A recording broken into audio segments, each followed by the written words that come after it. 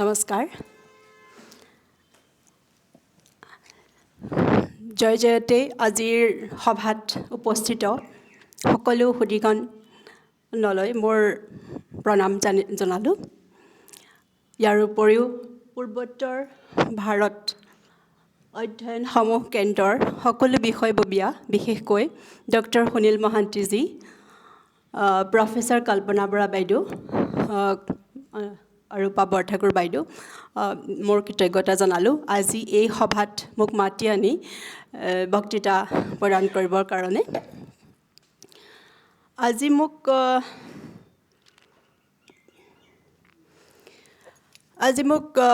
আজিৰ আলোচনাৰ বিষয় হৈছে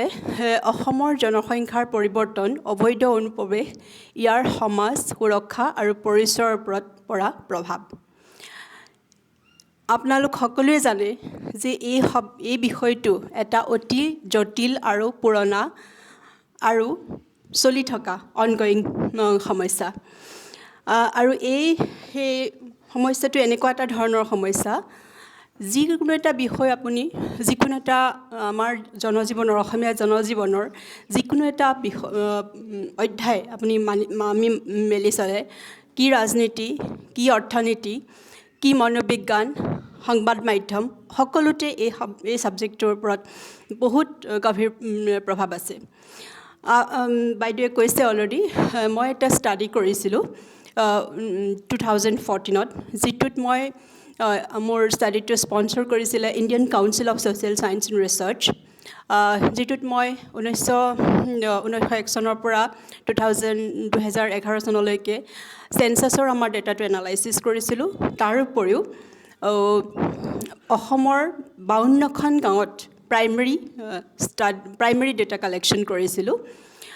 কোৱালিটেটিভ এজ ৱেল এজ কোৱান্টিটেটিভ, মানে সংখ্যাও সংগ্ৰহ কৰিছিলোঁ, তাৰ লগতে মানুহে কোৱা, তেওঁলোকৰ জীৱনত ঘটি যোৱা এই সমস্যাটো লৈ পেলাই ঘটা সকলোবিলাক ষ্টৰিজ, এক্সপিৰিয়েঞ্চ, অভিজ্ঞতাও সংগ্ৰহ কৰিছিলোঁ। আৰু সেই অধ্যয়নটোৰ ওপৰত ভিত্তি কৰিয়ে আজি মই আৰু প্লাছ মোৰ যিখিনি পপুলেশ্যন ছায়েন্সৰ যিখিনি এক্সপিৰিয়েঞ্চ, সেই তাৰ ওপৰত ভিত্তি কৰি মই আজি এই বক্তৃতাটো প্ৰদান কৰিম। মোৰ আজি বক্তৃতাত মই কেইবাটাও প্ৰশ্ন, যিকেইটা প্ৰশ্ন জেনেৰেলি আমাৰ সাধাৰণতে অসমীয়া মানুহৰ মনত সদায় উদয় হৈ থাকে, বহুত ক্ষেত্ৰত এটা সকলোৱে জানে, তথাপিতো বহুত ক্ষেত্ৰত এটা ধুৱলি কুঁৱলী ছবিৰ নিচিনা থাকে। আৰু বিশেষকৈ আমাৰ যি য়াংষ্টাৰ, নতুন প্ৰজন্ম, তেওঁলোকৰো বহুত ক্ষেত্ৰত এই বিষয়ত সম্পূৰ্ণ স্পষ্টতা নাই। সেই কিছুমান প্ৰশ্ন, তেনেকুৱা ধৰণৰ কিছুমান প্ৰশ্নৰ উত্তৰ দিবলৈ চেষ্টা কৰিম। আৰু সেইকেইটা হ'ল যে অসমৰ যিটো অবৈধ প্ৰব্ৰজন বুলি কোৱা হয়, অসমৰ যিটো অবৈধ প্ৰব্ৰজন, ইয়াতে সকলোখিনি বয়োজ্যেষ্ঠ মানুহ আছে, সকলোৱে অসম আন্দোলন পাৰ হৈছে, AGP, BJP, অজস্ৰ পলিটিকেল চিটুৱেশ্যন ক্ৰছ কৰিছে, তেওঁলোকে বহুত কথা জানে। তথাপিতো এই ইমান এটা জ্বলন্ত সমস্যা, যিটো সমস্যাই আমাৰ প্ৰত্যেকটো জীৱনৰ প্ৰত্যেকটো অংগ বা অধ্যায় টাচ কৰিছে, এই সমস্যাটো কেনেকৈ আৰম্ভ হৈছিল সেইটো মই প্ৰথম কৰিম, যে কোনটো সময়ত কেনেকৈ আৰম্ভ হৈছিল, কিয় হৈছিলে, আৰু স্বাধীনতাৰ পিছতো এইটো কণ্টিনিউ হৈ আছিলে নে নাই, সেইটো মোৰ প্ৰথম প্ৰশ্ন।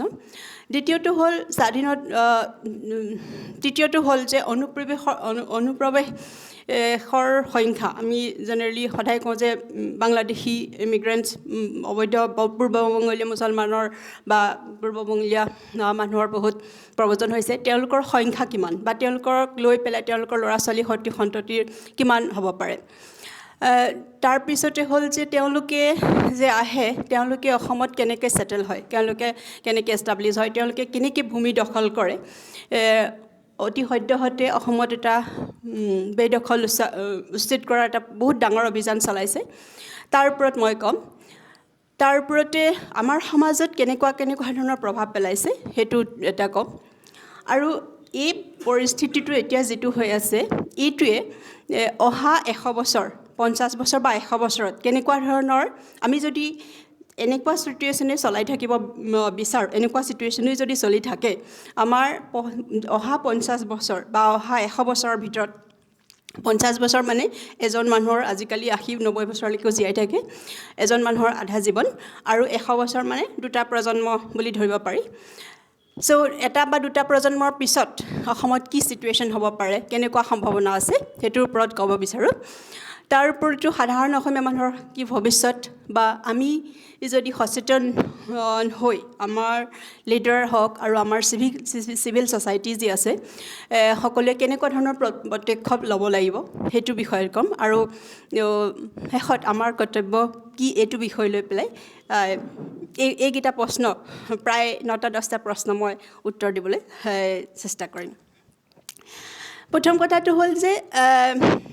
অসমত বাংলাদেশী মূলৰ মানুহৰ, বিশেষকৈ বংগমূলীয় মুছলমান মানুহৰ প্ৰব্ৰজন কেতিয়া আৰম্ভ হৈছিল? আমি সকলোৱে জানো যে অসমত যি মাইগ্ৰেশ্যন, অসমখন এখন একচুৱেলি প্ৰব্ৰজনকাৰীৰে দেশ বুলি ক'ব পাৰি। কাৰণ আমি যদি যোৱা 1000 বছৰৰ ইতিহাসলৈ চাওঁ, অসমত আৰু অসমৰ যি জনগোষ্ঠী আছে, পপুলেশ্যনৰ কম্পজিশ্যন চাওঁ, তেতিয়া আমি দেখোঁ যে অসমত ভাৰতৰ মধ্য, উত্তৰ, দক্ষিণ বা পশ্চিম সকলো ভাৰতৰ বহুত মানুহ আছে। মাৰোৱাৰী, বিহাৰী, ৰাজস্থানী, মাদ্ৰাছী আছে। ঠিক তেনেকৈ ছাউথ ইষ্ট এছিয়াৰ বেলেগ বেলেগ জেগাৰ পৰাও অসমত বহুত মাইগ্ৰেণ্টছ আছে। টাই আহোমসকলৰ কথা কোৱা হয়, তাৰ ওপৰতো খামটি, মণিপুৰী, নাগা, এনেকুৱা কোনো জাতি নাই যি অসমত একচুৱেলি নাই। সকলোৱে সংখ্যাত বেলেগ বেলেগ হ'ব পাৰে, সকলোৱে আছে। বিভিন্ন সময়ত তেওঁলোক আহিছে আৰু ছেটেল হৈছে, আৰু এইখিনি তেওঁলোকে সমাজৰ লগত মিলি গৈছে, তাৰ লগে লগে নিজৰ স্বকীয়তাও বজাই ৰাখিছে। যেনেকৈ আহোমসকলে 1200 বছৰৰ আগতে আহিছিল বুলি কয়, তেওঁলোকে আহি আমাৰ সমাজৰ লগত প্ৰায় মিলি গ'ল। তেওঁলোকৰ নিজৰ কিছুমান সংস্কৃতিও জীয়াই ৰাখিলে, কিন্তু তেওঁলোকে প্ৰায় মিলি গ'ল। গতিকে অসমখন এখন সদায় প্ৰব্ৰজনকাৰীৰে দেশ বা ৰাজ্য। কিন্তু যোৱা 100 বছৰত এনেকুৱা এটা নতুন 2টা প্ৰব্ৰজন হ'ল, যিটোৱে আগৰ প্ৰব্ৰজনৰ ক্ষেত্ৰত কিছু ধৰণৰ বেলেগ, কিছু ধৰণৰ জনসংখ্যাৰ কম্পজিশ্যনৰ ক্ষেত্ৰত কিছুমান সলনি হ'ল। এইটো হ'ল যেতিয়াৰ পৰা আপোনাৰ ব্ৰিটিছসকলে টি প্লাণ্টেশ্যন আৰম্ভ কৰিলে। ইট পিকড আপ চামৱেৰ 1850, 1860, 1850 চনৰ পৰা মাছ লেভেলত আৰম্ভ হ'ল। তাৰপিছতে তেওঁলোকে ভাৰতৰ কিছুমান জেগাৰ পৰা, ছোটানাগপুৰ এৰিয়া বিশেষকৈ, টি গাৰ্ডেনত কাম কৰিবলৈ বহুত সংখ্যক বনুৱা মানুহ আমদানি কৰিলে। তাৰ লগে লগে অলপ পিছত, তাৰপিছতে পূৰ্ববংগৰ পৰাও বনুৱা লেবাৰটো এনকাৰেজ কৰিলে। এইখিনিতে পূৰ্ববংগৰ পৰা বিশেষকৈ প্ৰায় 1911 চনৰ পৰা, তাৰ আগতো আহিছিলে, কিন্তু খুব কম সময়, ইমান স্পষ্ট নাছিলে। কিন্তু 1911 চেঞ্চাছৰ পৰা এইটো মোৰ প্ৰমিনেণ্ট হয়, আৰু সেইটো সময়ত বিশেষকৈ টি গাৰ্ডেনত যিটো কাম কৰা মানুহ বাহিৰৰ পৰা আনিব লগাৰ কেইবাটাও কাৰণ আছিলে। এটা হ'ল যে আমাৰ অসমত, আনলাইক বেংগল অৰ মেনি আদাৰ পাৰ্টছ অফ ইণ্ডিয়া, আমাৰ অসমত জমিনদাৰী ছিষ্টেমটো ইমান শক্তিশালী নাছিলে। সকলোৰে মাজত, সকলোৰে হাতত অলপ হ'লেও মাটি আছিলে, যি নিজে খেতি বাতি কৰি দুবেলা দুমুঠি খাই আৰামত জীয়াই আছিলে। সেইটো এটা কাৰণ। হুৱেৰেজ বেংগলত জমিনদাৰী ছিষ্টেম আছিলে, আৰু তাত পপুলেশ্যনৰ যিটো ডেঞ্চিটি সেইটো বহুত বেছি আছিলে। ইভেন 1951ত কিংছলে ডেভিছ বুলি এজন ছ'চিয়লজিষ্ট কাম পপুলেশ্যন ডেম'গ্ৰাফাৰ আছে, তেওঁ এখন কিতাপ লিখিছিলে, population of India and Pakistan. এইখন কিতাপত তেওঁ খুব সুন্দৰকৈ লিখিছিলে যে বেংগলত ইমান আৰ্লি 1901, 1911তেই পপুলেশ্যনৰ ডেঞ্চিটিটো বহুত বেছি আছিলে, যি কাৰণতেই নহওক। তাৰোপৰি মানুহৰ হাতত মাটি নাছিলে, যিহেতু জমিনদাৰী ছিষ্টেমটো বেছি আছিলে। সেইটো এটা কাৰণ। আৰু দ্বিতীয়টো হ'ল অসমত যে বাৰ্মিজ ইনভেজন হৈছিলে, তাৰ ফলত একচুৱেলি 1826ৰ পৰা 26ত আগে পিছে সেইটোত অসমৰ বহুত মানুহৰ মৃত্যু হৈছিলে আৰু তাৰ ফলত আপোনালোকে সকলোৱে শুনিছে মানৰ আক্ৰমণ বুলি ক'লে চবেই জানে মানৰ আক্ৰমণত বহুত মানুহৰ মৃত্যু হৈ অসমখনৰ বহুত জেগা ডিপপুলেটেড চিটুৱেশ্যন হৈ গৈছিলে আৰু মতা মানুহ বিশেষকৈ বেছি মৰিছিলে আৰু সেই ইম্পেক্টটো 100 বছৰলৈকে পৰিছিলে তাৰ ফলত আৰু তাৰ উপৰিও অসমীয়া যিখিনি মানুহ আছে যেনেকৈ মই ক'লোঁ অলপ আগতে অসমৰ পপুলেশ্যন কম্পজিশ্যন যি আছে তাতে আপোনাৰ বহুত ক্ষেত্ৰত আমাৰ যিটো ট্ৰাইবেল মূল্য জনজাতি মূল্যৰ এটা ফিলচফি দৰ্শন আছে অসমীয়া মানুহৰ আৰু যিহেতু বহুত সৰু সৰু এথনিক গ্ৰুপ আছে তেওঁলোকৰ সদায় জীৱনৰ যিটো প্ৰণালী সেইটো ছাষ্টেইনেবল নেচাৰ হয় তেওঁলোকৰ এছপিৰেশ্যনটো বহুত বেছি নহয় এছপিৰেশ্যনটো বেছি নহয় তেওঁলোকে সদায় ঘৰতে যিটো আমাৰ টিপিকেল অসমীয়া মানুহৰ লাইফষ্টাইল ঘৰৰ খানা ঘৰতেই খাই খেতি বাতি কৰি পুখুৰী মাছ হেৰি কৰি তেনেকৈ আৰামত এটা সচ্ছলভাৱে চলি আছিলে গতিকে এই তিনিটা কাৰণতে বেচিক্যালি অসমৰ মানুহে টি গাৰ্ডেনত কাম কৰিবলৈ বিচৰা নাছিলে এটা হ'ল সংখ্যাটো কম হৈছিলে মানৰ আক্ৰমণৰ কাৰণে আৰু এটা হ'ল আপোনাৰ চবৰে মাটি আছিলে বহুত ক্ষেত্ৰত এনেকুৱা হৈছিলে যে মানৰ আক্ৰমণৰ ঘৰত 3টা ককাই ভাই আছে 2টা মৰি গ'ল গতিকে এটা মানুহ আছে গতিকে তেওঁ কিহৰ কাৰণে আকৌ টি গাৰ্ডেনত কাম কৰিবলৈ যাব তথাপিতো সমুদ্ৰগুপ্ত কাশ্যপৰ যিখন কিতাপ তেওঁ লিখিছে যে প্ৰথমতে কিন্তু বড়ো বা অন্য ট্ৰাইবেল বড়ো লাইন তেওঁ কোৱা মতে যে বড়ো লাইনো আছিলে যে টি গাৰ্ডেনত ফাৰ্ষ্ট যেতিয়া এষ্টাব্লিছ কৰিছিলে বাট যি কি নহওক এই তিনিটা কাৰণত অসমত মানুহক এনকাৰেজ কৰা হ'ল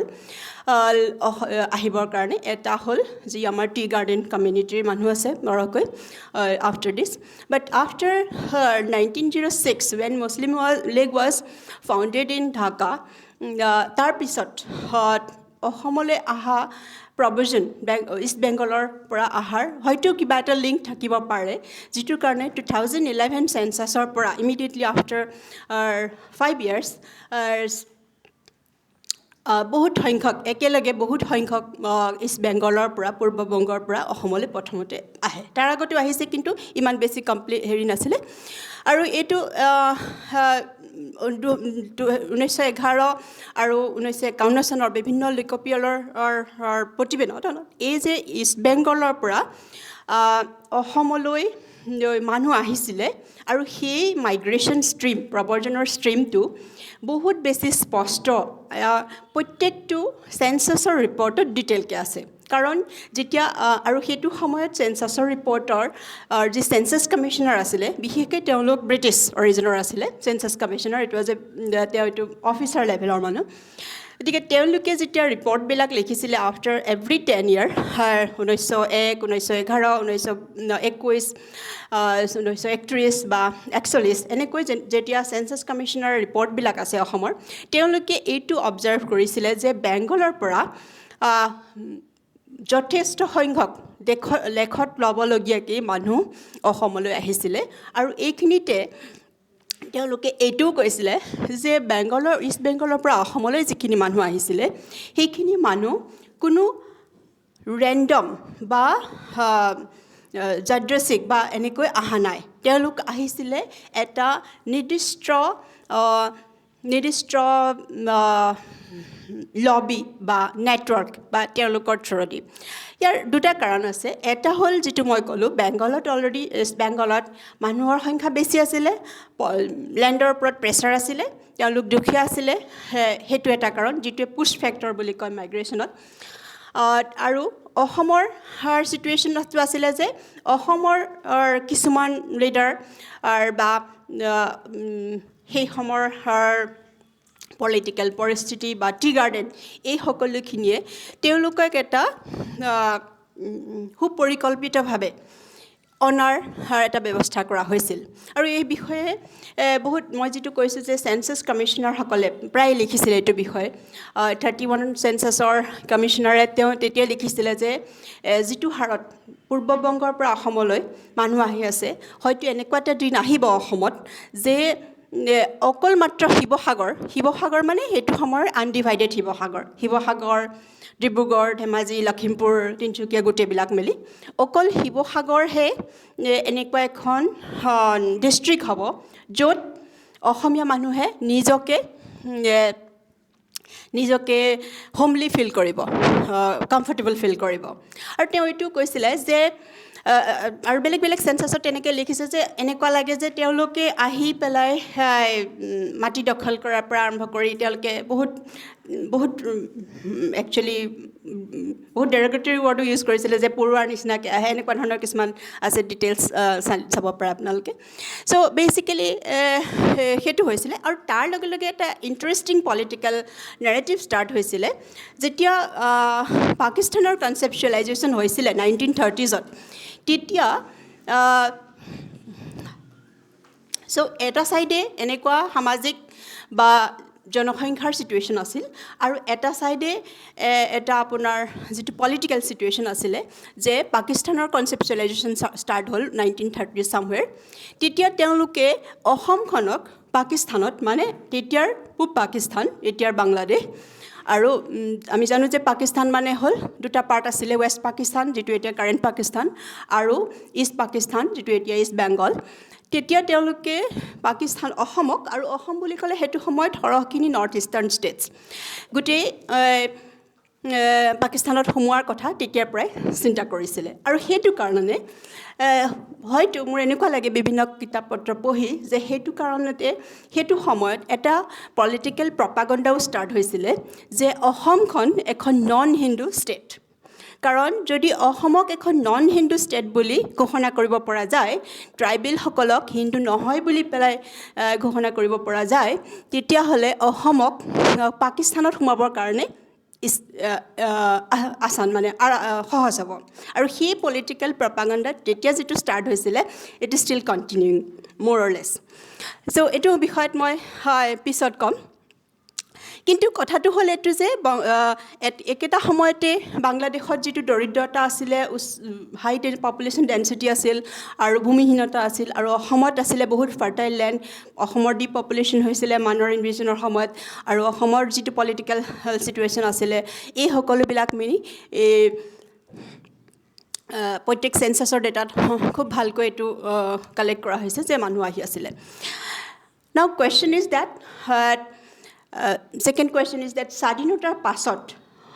এই সকলোবিলাক এই যিটো প্ৰভিজনৰ ধাৰা সেইটো কণ্টিনিউ কৰিছেনে নাই সেইটো চলি থাকিলে নে বন্ধ হৈ গ'ল মাইগ্ৰেশ্যন থিয়ৰী যিবিলাক আছে আমাৰ ষ্টেটিষ্টিক্স বা পপুলেশ্যনৰ ক্ষেত্ৰত জেনেৰেলি হঠাতে আনলেছ দেয়াৰ এটা খুব বেছি ষ্ট্ৰিক্ট পলিটিকেল চিটুৱেশ্যন বা কিবা এটা নহ'লে হঠাতে মাইগ্ৰেশ্যনৰ ধাৰাটো বন্ধ নহয় কাৰণ মাইগ্ৰেশ্যনৰ এটা ফ্ল' থাকে আৰু সেইটো সদায় নেটৱৰ্কৰ থ্ৰু দি আহে যিটো মই আপোনালোকক ক'লোঁ অসমৰ ক্ষেত্ৰত এইটো কণ্টিনিউ হ'ল কাৰণটো হ'ল যে অসম জিঅ'গ্ৰাফিকেলি পূৰা ওচৰত বাংলাদেশৰ পৰা ইষ্ট বেংগলৰ পৰা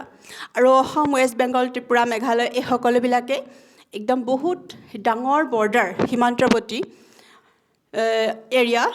শ্বেয়াৰ কৰিছিলে আৰু সেই সীমান্ত সম্পূৰ্ণ উন্মুক্ত আছিলে এতিয়াও সম্পূৰ্ণ কৰিব পৰা নাই হয়তো যিটো মই ইণ্টাৰনেটত চাই পাওঁ যে অসমৰ বৰ্ডাৰ চিলৰ যিটো কথা বৰ্ডাৰ চিল কৰা কথাটো লৈ পেলাই সদায় অসম আন্দোলনত বহুত বেছি হেৰি কৰা হৈছিলে সিদিনালৈকে গতিকে এটা হ'ল সম্পূৰ্ণ উন্মুক্ত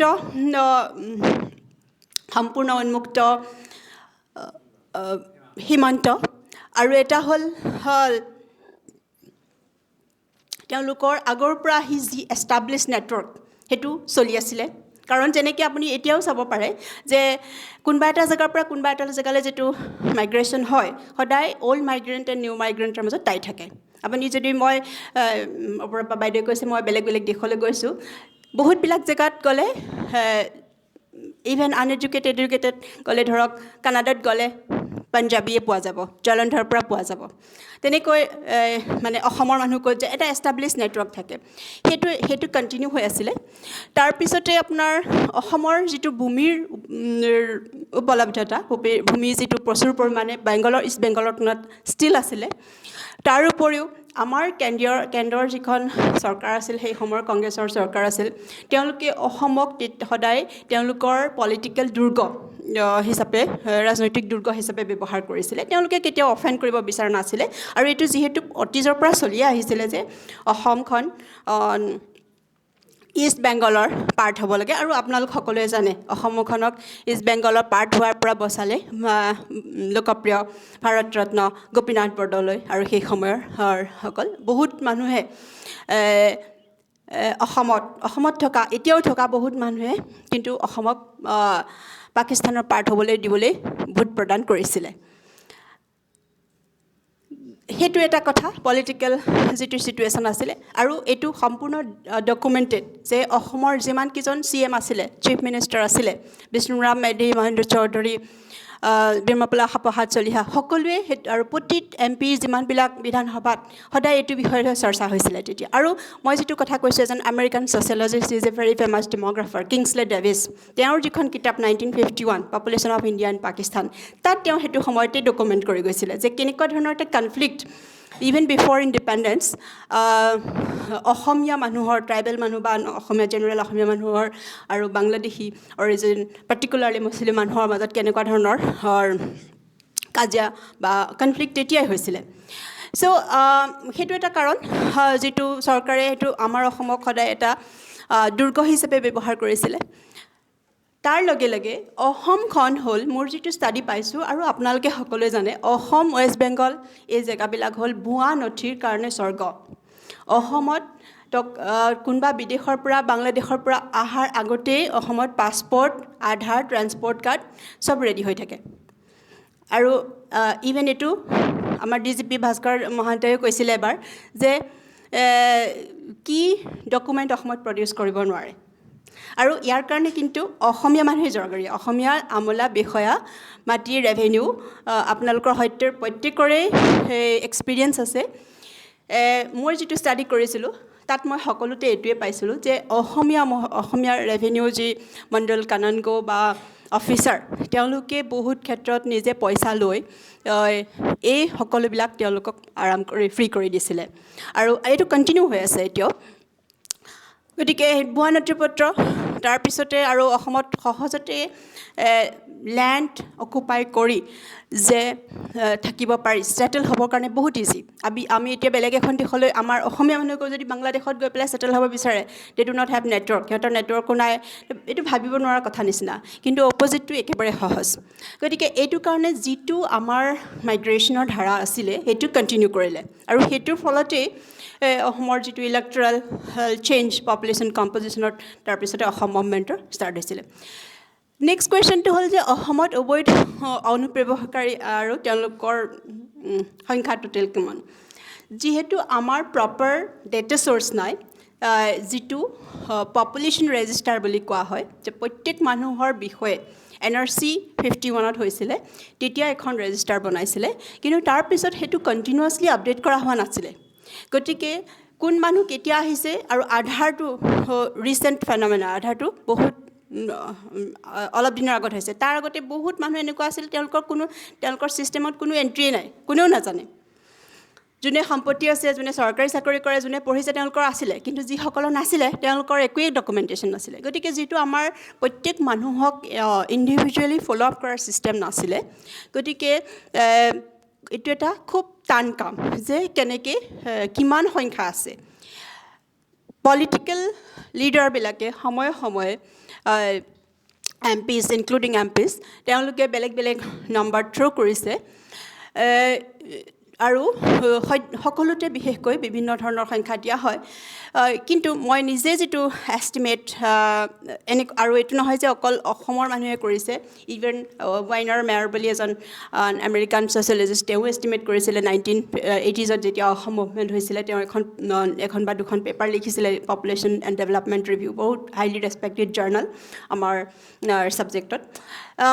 এই সকলোবিলাকে চবেই মানে এটা বহুত ডাঙৰ সংখ্যাই অসমত আছে বুলি কোৱা হয় মই যিটো মোৰ এনালাইচিছ কৰিছিলোঁ চেঞ্চাছৰ ডেটা আৰু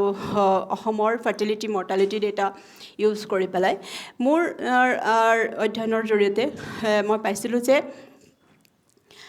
every 6th individual of Assam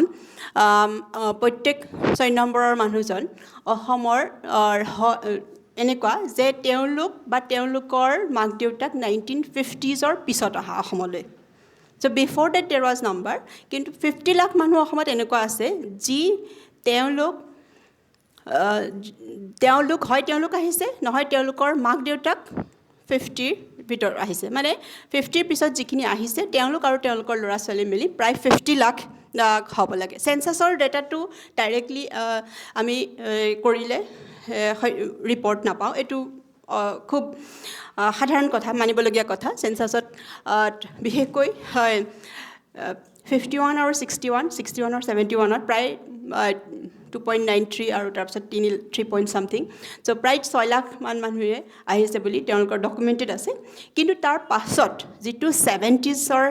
সেন্সাছ 71 বা 81ত আমাৰ সেন্সাছ নাছিলে 91ৰ সেন্সাছ তাত একেবাৰে ৰিপৰ্টিংটো জিৰ' হৈ গ'ল কাৰণ প্ৰথমৰ পৰাই মই আপোনালোকক কৈছো যে অসমৰ মাইগ্ৰেচনটো অসমলৈ যেটো হৈছে এটা এস্টাবলিশড নেটৱৰ্ক আন্ডাৰ সাম leadership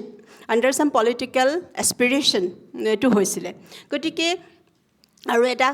close community close group গতিকে তেওঁলোকে খুব এলাৰ্ট আছিলে গতিকে তেওঁলোকে খুব কম মানুহেহে নিজকে বাংলাদেশৰ পৰা আহা বুলি কিন্তু যেটো অসমৰ জনসংখ্যাৰ বৃদ্ধি হেতু অসম ভাৰতৰ বৃদ্ধিতকৈ বহুত বেছি আছিল যদিও ফাৰ্টিলিটি মৰ্টালিটিৰ যেটো প্যাটাৰ্ন হেতুৰ লগত মেচ কৰা নাছিল গতিকে বেসিক্যালি 1/6 প্ৰত্যেক ছজন মানুহৰ এটো প্ৰায় আৰু প্লাস এটো সেন্সাছৰ ডেটা এনালাইসিসে কৰি নহয় মই যেটো কলো 52 ভিলেজত যেতিয়া ষ্টাডিজ কৰিছো এই বিলাক জায়গাত নগাঁও মৰিগাঁও গোৱালপাৰা ধুবুৰী বঙাইগাঁও এনেকে 5খন ডিস্ট্ৰিক্টত কৰিছিলো এইবিলাক জায়গাত যিবিলাক মানুহৰ কোৱালিটেটিভ আৰু কোৱান্টিটিভ ডেটা কালেকশন কৰিছিলো তাত তেওঁলোকে যিবিলাক তেওঁলোকৰ ষ্টৰী শেয়াৰ কৰিছিলে যে তেওঁলোকৰ ওচৰ পাজৰে কেনেকৈ মানুহ সেটেল হয় আৰু অলপ দিনৰ ভিতৰতে কেনেকৈ হঠাৎ বাঢ়ি যায় আৰু অলপ দিনৰ পিছত কেনেকৈ তেওঁলোকৰ কি ধৰণৰ সিচুৱেচন ফেস কৰিব লগা যায় গতিকে সেন্সাছৰ ডেটাটো আমি এটা প্যাটাৰ্ন দেখো আৰু যেতিয়া আমি ফিল্ডত যাওঁ তেতিয়াও বহুত মানুহে ৰিপৰ্ট কৰে যে এইখিনি জায়গাত আৰু অসমৰ গাঁওবিলাকৰ মানুহৰ তেওঁলোকৰো বহুত ভাল অভিজ্ঞতা থাকে তেওঁলোকেও জানে যে এইখিনি মানুহ পুৰণা মানুহ এইখিনি মানুহ নতুনকৈ অহা মানুহ গতিকে 50 পিছতো যে মানুহ আহি আছিল হেতু ইভেন ফিল্ড ষ্টাডিজতো প্ৰুফ হয় ইয়াৰ পিছৰ কথাটো হ'ল যে অসমত ভূমি কেনেকৈ দখল কৰে এতিয়া যেহেতু মুখ্যমন্ত্ৰী ডাঙৰীয়াই বহুত এভিকশন বেদখলকাৰীক উচ্ছেদ কৰিছে গতিকে এই নিউজটো বহুত বেছিকৈ আহিছে তাৰ আগতে মাটিৰ বিষয়ে তাৰ আগতে খুব মানুহে যদিও গাঁৱৰ মানুহে অন্তৰে অনুভৱ কৰে কিন্তু প্ৰপাৰ নিউজ মেইন ষ্ট্ৰীম নিউজত কেতিয়াও অসমৰ মাটিৰ সমস্যাটো আহা নাই সদায় অসমৰ ভাষাৰ সমস্যাটো বেছি ফোকাস কৰি আসল যেটো আমাৰ সমস্যা হেতু লুকুৱাই ৰাখা হৈছিল মই ভাবো এটো মোৰ নিজৰ ব্যক্তিগত অনুভৱ কিয়নো গভৰ্ণমেণ্টৰ ৱেবছাইটত যি ডাটা আছে তাক দেখি পেলাই আপুনি ভাবি চাওক যে অসমত সিকিমৰ যিমান এৰিয়া আছে সিকিমৰ যিমান এখন ষ্টেট হেখন ষ্টেটত যিমান এৰিয়া আছে তাতকৈ তাৰ সমান মাটি অসমত অবৈধভাৱে দখল কৰি ৰাখা হৈছে খুদ সিএম ডাঙৰীয়া কৈছে যে অসমত দিল্লীতকৈ 2 টাইমছ মোৰ মাটি দখল হৈছে অসমৰ কিমান মানুহে এটো বিষয়ত জানে অসমৰ মানুহৰ মাজত সদায় এটা ত্ৰাসৰ সৃষ্টি কৰা হৈছে যে ভাষাটো হেৰাই যাব আমি নাথাকিম কিন্তু যে আমাৰ স্পেচ জিঅগ্ৰাফিক্যাল এৰিয়াটো ক্ৰমান্বয়ে সংকুচিত হৈ আছে এটো বিষয়ত আপুনি মিডিয়াত আপুনি অলমোষ্ট নাপায় আৰু অসমত যদি সিকিমৰ নিচিনা এটা এৰিয়া দখল হৈ আছে অবৈধভাৱে এটো এটা সুসংগঠিত পৰিকল্পনা নে এনে অটোমেটিক্যালি হোৱা কথা এটো নিশ্চয় এটা পৰিকল্পনা সুসংগঠিত পৰিকল্পনা আৰু এই পৰিকল্পনাটো কেনেকৈ বাস্তৱিত কৰিছে এটো বিষয়ে মই অলপতে আসাম ট্ৰিবিউনত এটা আৰ্টিকল লিখিছিলো আৰু নিয়মীয়া বাৰ্তাটো লিখিছিলো তাত কি লিখিছিলো হেতু এগেইন মই ফিল্ড ৱৰ্কত মানুহৰ অফিচাৰৰ বা কি ইনফৰ্মেণ্ট এওঁলোকৰ ৰিপৰ্টৰ ওপৰত বেছ কৰি সেইটো আইডেণ্টিফাই কৰিছিলোঁ অসমত যে মাটি দখল কৰে বহুত সুপৰিকল্পিত সুসংগঠিতভাৱে দখল কৰে প্ৰথমটো হ'ল যে তেওঁলোকে প্ৰথমতে তেওঁলোকৰ MP বা MLA বিধানসভাত তেওঁলোকে কুৱেশ্যন কৰে যে অসমত ক'ত চৰকাৰী মাটি আছে VGR village grazing land PGR জলাশয় পুতনি বনাঞ্চল চৰকাৰী মাটি সত্ৰ মাটি ক'ত ক'ত আছে সেইটো তেওঁলোকে বিধানসভাত কুৱেশ্যন কৰে আৰু যেতিয়া চৰকাৰে উত্তৰ দিয়ে সেই ইনফৰমেশ্যনটো তেওঁলোকে লোকেল ভূমাফিয়া বা মাতব্বৰ দিৱানী বেলেগ বেলেগ শব্দ আছে বেলেগ বেলেগ জেগাত চহৰ অঞ্চলত বেলেগ শব্দ আছে তেওঁলোকলৈ ইনফৰমেশ্যনটো পাছ কৰি দিয়ে আৰু সেই যিসকল ভূমাফিয়া থাকে তেওঁলোকে আইডেণ্টিফাই কৰে আৰু প্লান কৰে যে কেনেকৈ ক'ত কেনেকৈ মানুহক বহাব প্লান কৰি বহাব প্ৰথমতে তেনেকুৱা চহৰেই হওক বা যিয়ে নহওক যিবিলাক চহৰ নগাঁও মৰিগাঁও এইবিলাকত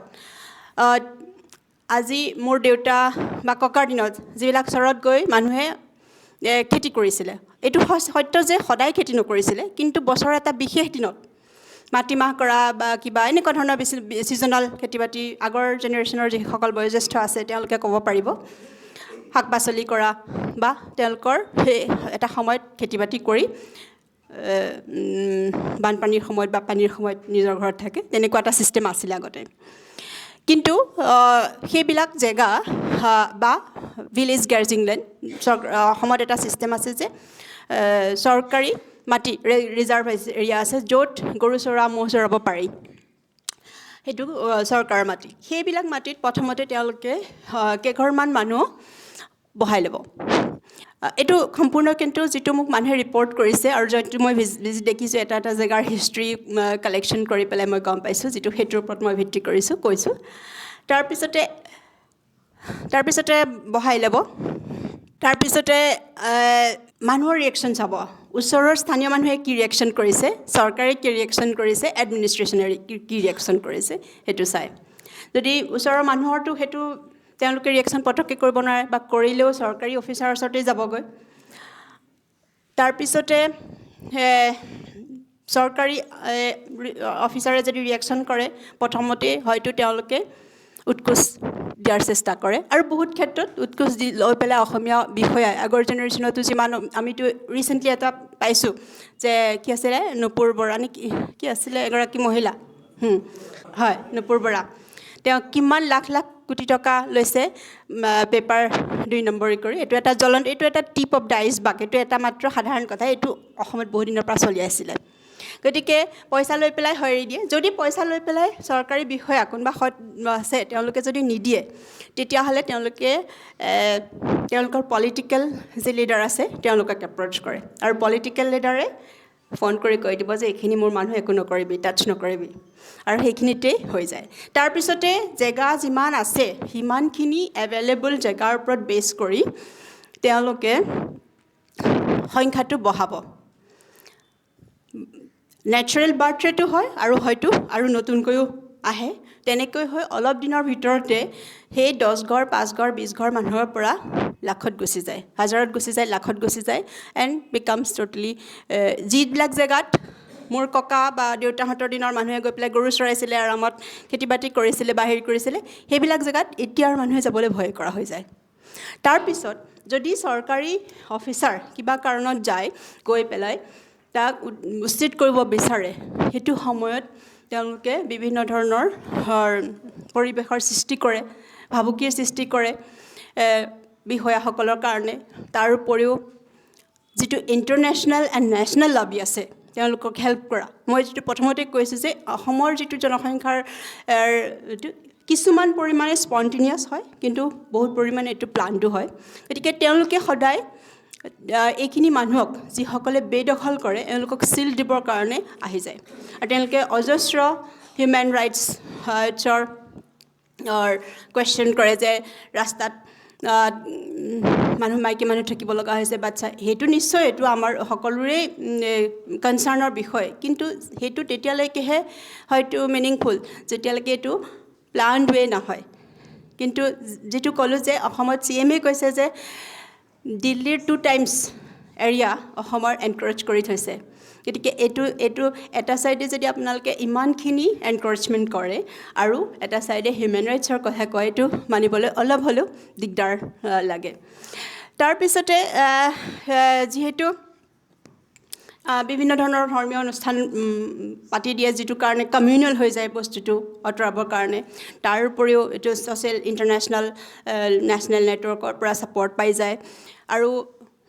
তাৰ উপৰিও যিমানবিলাক জেগাত তেওঁলোক বাঢ়ি যায় ওচৰে পাঁজৰে যিমানবিলাক সৰু সৰু জাতি জনগোষ্ঠীৰ মানুহ থাকে সকলোৰে ক্ষেত্ৰত তেওঁলোকে কিছুমান পৰিৱেশৰ ত্ৰাসৰ সৃষ্টি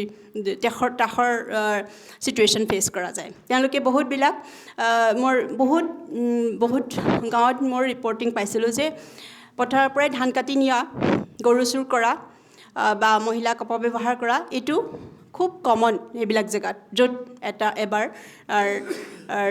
পূৰ্ব বংগীয় মূলৰ মানুহৰ সংখ্যাটো বিশেষকৈ মুছলমান মানুহৰ সংখ্যাটো বাঢ়ি যায় গতিকে সেইটো এটা হ'ল আৰু প্লাছ তাৰ লগে লগে ইভেন যদি এভেকশ্যন কৰেও সেইটোও একচুৱেলি ফাইনেল চলিউশ্যন নহয় কাৰণ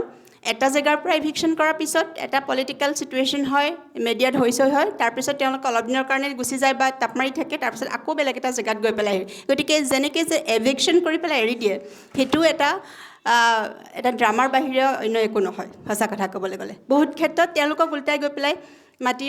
দিব লগা হয় কম্পেনচেশ্যন দিব লগা হয় বহুত এনেকুৱা এক্সাম্পল আছে ইয়াৰ পিছৰ কথাটো হ'ল যে অসমীয়া সমাজত এই ইমিগ্ৰেশ্যন বা প্ৰব্ৰজনকাৰীৰ ইম্পেক্ট প্ৰভাৱটো কি আগতে কৈছোঁ যে অসমৰ এনেকুৱা এটা দিশ নাই য'ত একচুৱেলি ইম্পেক্ট পৰা নাই ৰিলিজিয়াছ কম্পজিশ্যন হওক ভাষাৰ ক্ষেত্ৰত হওক খিলঞ্জীয়াসকলৰ মানুহৰ মাজত জীৱিকা বা সুৰক্ষাৰ সমস্যা হওক এই সকলোবিলাকেই আপোনাৰ একদম চকুত লগাকৈ দেখা যায় এতিয়া আপুনি ভাবি চাওক বিহু আহিছে বিহুটোৰ কাৰণে আপাৰ আছামত যিটো চেলিব্ৰেশ্যন যিটো হয় সেইটো লোৱাৰ আছামত নহয় বহুত কেইখন ডিষ্ট্ৰিক্টত কিন্তু সেইটো আছিলে আজিৰ পৰা 50 বছৰ আগতে শৰৎ চন্দ্ৰ সিংহৰ যি চাপৰ বুলি যিটো সমষ্টি তাত তেখেত যেতিয়া CM আছিলে তাত বহুত ভালকৈ বিহু পালন কৰা হৈছিল কিন্তু তাৰ মানুহে তেতিয়া ৰিপৰ্ট কৰিছিলে যে আমি তেতিয়া যেনেকৈ বিহু কৰিছিলোঁ এতিয়া কৰিব নোৱাৰোঁ আমাৰ ৰিপ্ৰেজেণ্টেটিভ অসমীয়া মূলৰ নহয় শুনিবই নিবিচাৰে বিহুৰ ওপৰত ইম্পেক্ট হওক ভাষাৰ ওপৰত ইম্পেক্ট হওক আৰু বিভিন্ন ধৰণৰ চুৰি ডকাইতি বৰদোৱাৰ নিচিনা জেগা ঢিঙৰ নিচিনা জেগা বহুত নিউজ আহি থাকে আপোনালোকে চবেই গম পায় আৰু সেইটো বস্তু মই আগতে 2014তে যেতিয়া ষ্টাডি কৰিছিলোঁ ৰিপৰ্ট পাইছিলোঁ ঢিঙত ৰিচেণ্টলি নিউজতো আহিছিল যে দিনতে স্প্ৰে কৰি পেলাই ঘৰৰ বস্তু বাহিনী চুৰ কৰি লৈ গুচি যায় যোৱা ছেপ্টেম্বৰ মাহত মই নগাঁৱৰ বৰদোৱাত এখন কনফাৰেঞ্চ আছিলে তালৈ আহিছিলোঁ টক দিবৰ কাৰণে এইটো ৰিলিজিয়াছ আধ্যাত্মিক স্পিৰিচুৱেল কনফাৰেঞ্চ আহিছিলে মই যিদিনাখন টক দি আছিলোঁ সেইটো সময়তে প্ৰায় বৰদোৱাৰ মূল থানৰ পৰা প্ৰায় 1 কিলোমিটাৰ উইদিন 1 কিলোমিটাৰ ৰেডিয়াছত এঘৰ মানুহৰ দিনত চুৰি হৈছে তেওঁ আছিলে যিজন মানুহৰ ঘৰত ডকাইত হৈছে তেওঁ আছিলে সেই সংঘৰ সেই চেলিব্ৰেশ্যন কৰি আছিলে তেওঁৰ ঘৰৰ আপোনাৰ যি AC দিনত দুপৰীয়া 2টা বজাত হৈছে তেওঁৰ ঘৰৰ যি ACৰ কাৰণে অলপ জেগা ৰাখি থয় সেইটো ভাঙি পেলাই দিনতেই 10-12 লাখ টকাৰ বস্তু সা সম্পত্তি পেঞ্চন পাইছিলে এইবিলাক চব লৈ গুচি গ'ল ভাবি চাওক তেতিয়াহ'লে আৰু এইটো এটাই ঘটনা নহয় এনেকুৱা বহুত ঘটনা আছে যিকোনো জেগাত য'ত পূৰ্ববংগীয় মূলৰ মুছলমানসকলৰ জনসংখ্যা বাঢ়ি যায় তেনেকুৱা জেগাত থকা অসমীয়া মানুহ বা জনগোষ্ঠীৰ ট্ৰাইবেল মানুহৰ ইণ্টাৰভিউ কৰিলে আৰু য'ত মূল মেজৰিটি অসমীয়া মূলৰ মানুহ আছে ইণ্টাৰভিউ যদি কৰি চায় যে ছিকিউৰিটিৰ ক্ষেত্ৰত কি এফেক্ট খুব সহজেই আপোনালোকে ৰিয়েলাইজ কৰিব তেওঁলোকৰ হ'লে চুৰ কৰা আগতে সৰুতে আমি থাকোঁতে নগাঁৱত বহুত গৰু চুৰ হয় তেতিয়া আমি ভবা নাছিলোঁ যে গৰু চুৰটো এটা একচুৱেলি প্লান্ট হয় এইটো এটা প্লান্ট ৱে গৰু চুৰ কৰা হৈছিল কাৰণ গৰুজনী চুৰ কৰি যেতিয়া গৰু এহাল চুৰ কৰি লোৱা যায় সেই কৃষকৰ মূৰত এটা মাধমাৰ পৰে আৰু তাৰ ফলত কেতিয়াবা বহুত ক্ষেত্ৰত তেওঁলোকে আৰু উঠিব নোৱাৰা হয় কাৰণ সেইটো সময়ত এতিয়া এইটো নহয় এতিয়া মানুহৰ আগত গৰু নাই এইটো বেলেগ কথা কিন্তু আজিৰ পৰা মই 30-40 বছৰ আগৰ কথা কৈ আছিলোঁ কিন্তু গৰু চুৰ কেনেকৈ হৈছিলে প্লান কৰি এতিয়াও ঠিক তেনেকৈ হৈ আছে গতিকে এইটো মানে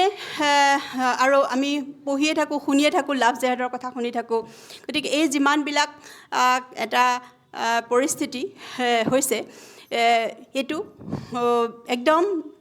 চকুত লগা পৰিস্থিতি বা পৰিৱেশ। বহুতবিলাক অসমৰ গাঁও আছে য'ত গাঁওবিলাকৰ নাম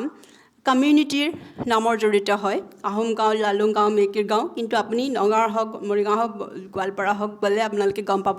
যে তাত সেই কমিউনিটিৰ মানুহ নাই। It is completely replaced. Even district লেভেলৰ ক্ষেত্ৰতো এইটো এপ্লিকেবল। আজি মই ৰাতিপুৱা জাষ্ট ভাবিছিলোঁ গোৱালপাৰাখনৰ নামটো হ'ল গোৱালপাৰা। চ' হয়তো তাত এটা সময় আছিল সকলো সৰহখিনি মানুহ গোৱাল ব্যৱসায়ৰ আছিলে। আৰু ধুবুৰীৰ নামটো নেতাই ধুবুনীৰ পৰা অহা বুলি কয়। গতিকে যি ভিলেজ লেভেলত ডেম'গ্ৰাফিক চেঞ্জ, ডিষ্ট্ৰিক্ট লেভেলত যি ডেম'গ্ৰাফিক চেঞ্জ, সেইটো অকল নেচাৰেল গ্ৰ'থৰ সৈতে পচিবল নহয়। নেচাৰেল গ্ৰ'থ ইজ হাই তেওঁলোকৰ, সেইটো হয়। কিন্তু তাৰ লগে লগে ইমিগ্ৰেশ্যন ৱাজ কণ্টিনিউড। আফটাৰ 1950 পিছতো ইমিগ্ৰেশ্যন কণ্টিনিউ হৈ আছিলে, আৰু এতিয়াও যে 100% কমপ্লিট হৈ আছে এইটো কোনেও ক'ব নোৱাৰে। চ' আৰু সেইটো বস্তু বেচিকেলি এইটো বস্তু বহুত ক্ষেত্ৰত ক্ৰাইমৰ যিটো কথা, এইটো অকল আমিয়ে নহয়, ইভেন আজমল ডাঙৰীয়াও এবাৰ তেওঁ স্বীকাৰ কৰিছিলে যে কিমান ধৰণৰ ক্ৰাইম, কেনেকুৱা ধৰণৰ ক্ৰাইম এওঁলোকে কৰে। তাৰ উপৰিও আপোনাৰ যিটো ভিলেজৰ যিটো মই কম্পজিশ্যনৰ কথা ক'লোঁ, সেইটো যিটো চেঞ্জ হৈছে, বহুতবিলাক চেঞ্জৰ, সেইটো প্ৰায় যোৱা 50-60 বছৰৰ ভিতৰত হৈছে। কিছুমানত হয়তো 30 বছৰৰ ভিতৰত হৈছে, কিছুমানত 50, কিছুমানত 60, কিন্তু চেঞ্জ হৈছে বহুত ভিলেজৰ জনসংখ্যাৰ যিটো হেৰি। আৰু কিন্তু ইণ্টাৰেষ্টিংলি মই এতিয়া অসমত এইখিনি কৈ আছোঁ, অসমৰ মানুহে খুব সহজেই এইখিনি কথা বুজি পাব।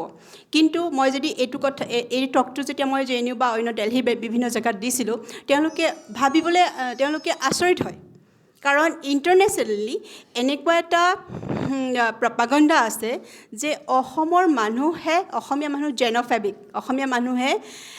ইয়াত এথনিক ক্লিনজিং কৰে বাংলাদেশৰ পৰা অহা মানুহক। এটা সম্পূৰ্ণ বিপৰীত ধাৰা। ৱেৰেজ আমাৰ জেগাত আমাৰ মানুহ বহুত জেগাৰ পৰা মাটি বাৰী বেছি পেলাই আহিব লগা হয় বহুত ক্ষেত্ৰত, আৰু এইটো ক্ষেত্ৰত কিছুমান ক্ষেত্ৰত অসমীয়া মানুহৰ দুখ আছে, মই যিটো ক'লোঁ। কিন্তু ইণ্টাৰনেশ্যনেলি বা নেশ্যনেলি এনেকুৱা এটা বাংলাদেশী সমস্যাটো অসমত বহুত ইণ্টেলেকচুৱেল লেভেলত ইভেন কয় উইচ হাণ্টিং, মানে ডাইনী হত্যা। এইটো মানে যিটো বস্তু এক্সিষ্ট নকৰে,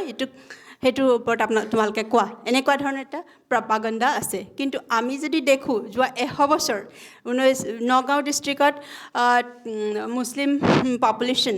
লেছ দেন 5% আছিলে 1901 চেঞ্চাছত, 1905ত গেজেটৰ মতে, আৰু ইট উইল বি নাও লাষ্ট চেঞ্চাছত 55% আছে, আৰু এতিয়া হয়তো আৰু বহুত বাঢ়িলে। গতিকে এইটো ইমানখিনি পচিবল নেকি ইমিগ্ৰেশ্যন নোহোৱাকৈ? চ' কিন্তু কথাটো হ'ল যে আমাৰ তাৰ উপৰিও আপোনালোকেতো জানে, অলপ বছৰ আগতে বিশেষকৈ NRC সময়ত বহুতে মিয়া কবিতা লিখি ইণ্টাৰনেশ্যনেলি পপুলাৰ কৰিছিলে। আৰু তাত এনেকুৱা এটা ছিটুৱেশ্যন দেখাইছিলে যে অসমীয়া মতা মানুহে তেওঁলোকক মহিলাক দুৰ্ব্যৱহাৰ কৰে। যি নেকি আমি জানো যে অসমীয়া মানে কি, যি জাতি জনগোষ্ঠীৰ মানুহ, অসমীয়া ছোৱালীৰ কিমান, অনমাই বৰুৱাৰ নিচিনা এগৰাকী মহিলা, যি 55-56, তেওঁক দিন দুপৰতে ৰেপ কৰি পেলাই হত্যা কৰিছিলে। আৰু তেনেকুৱা কেছটো এটা নহয়, বহুত আছে। বহুত ক্ষেত্ৰত এইবিলাক ৰিপৰ্টেই নহয়, আৰু এইটো অসমৰ ভিতৰতেই থাকে, বাহিৰলৈ নাযায়। এই ৰিপৰ্টিং অসমৰ বাহিৰলৈ নাযায়। গতিকে এইটো এটা চিন্তনীয় বিষয় যে প্ৰকৃততে হৈ আছে কি, আৰু এটা প্ৰপাগাণ্ডা চলাই কি হৈ আছে। ইণ্টাৰনেশ্যনেল লেভেলত থকা কিছুমান এক্সপাৰ্ট, অসমৰ পৰাই নাম নকওঁ, তেওঁলোকে এনেকুৱাকৈ দেখুৱাব বিচাৰে যে অসমীয়া মানুহ completely anti Muslim. Actually it is not about the religion, মুছলিম বুলি নহয়, হেৰি বুলি নহয়, কাৰণ মানুহখিনিয়ে তেওঁলোকৰ জীৱনতে বহুতবিলাক ক্ষেত্ৰত কিছুমান ছিটুৱেশ্যন ফেচ কৰে।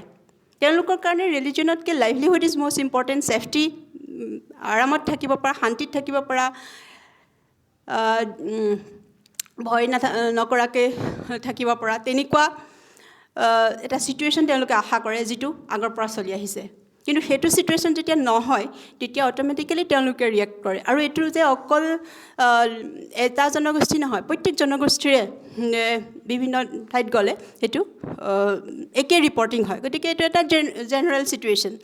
বাট যিয়ে নহওক সেইটো হ'ল আপোনাৰ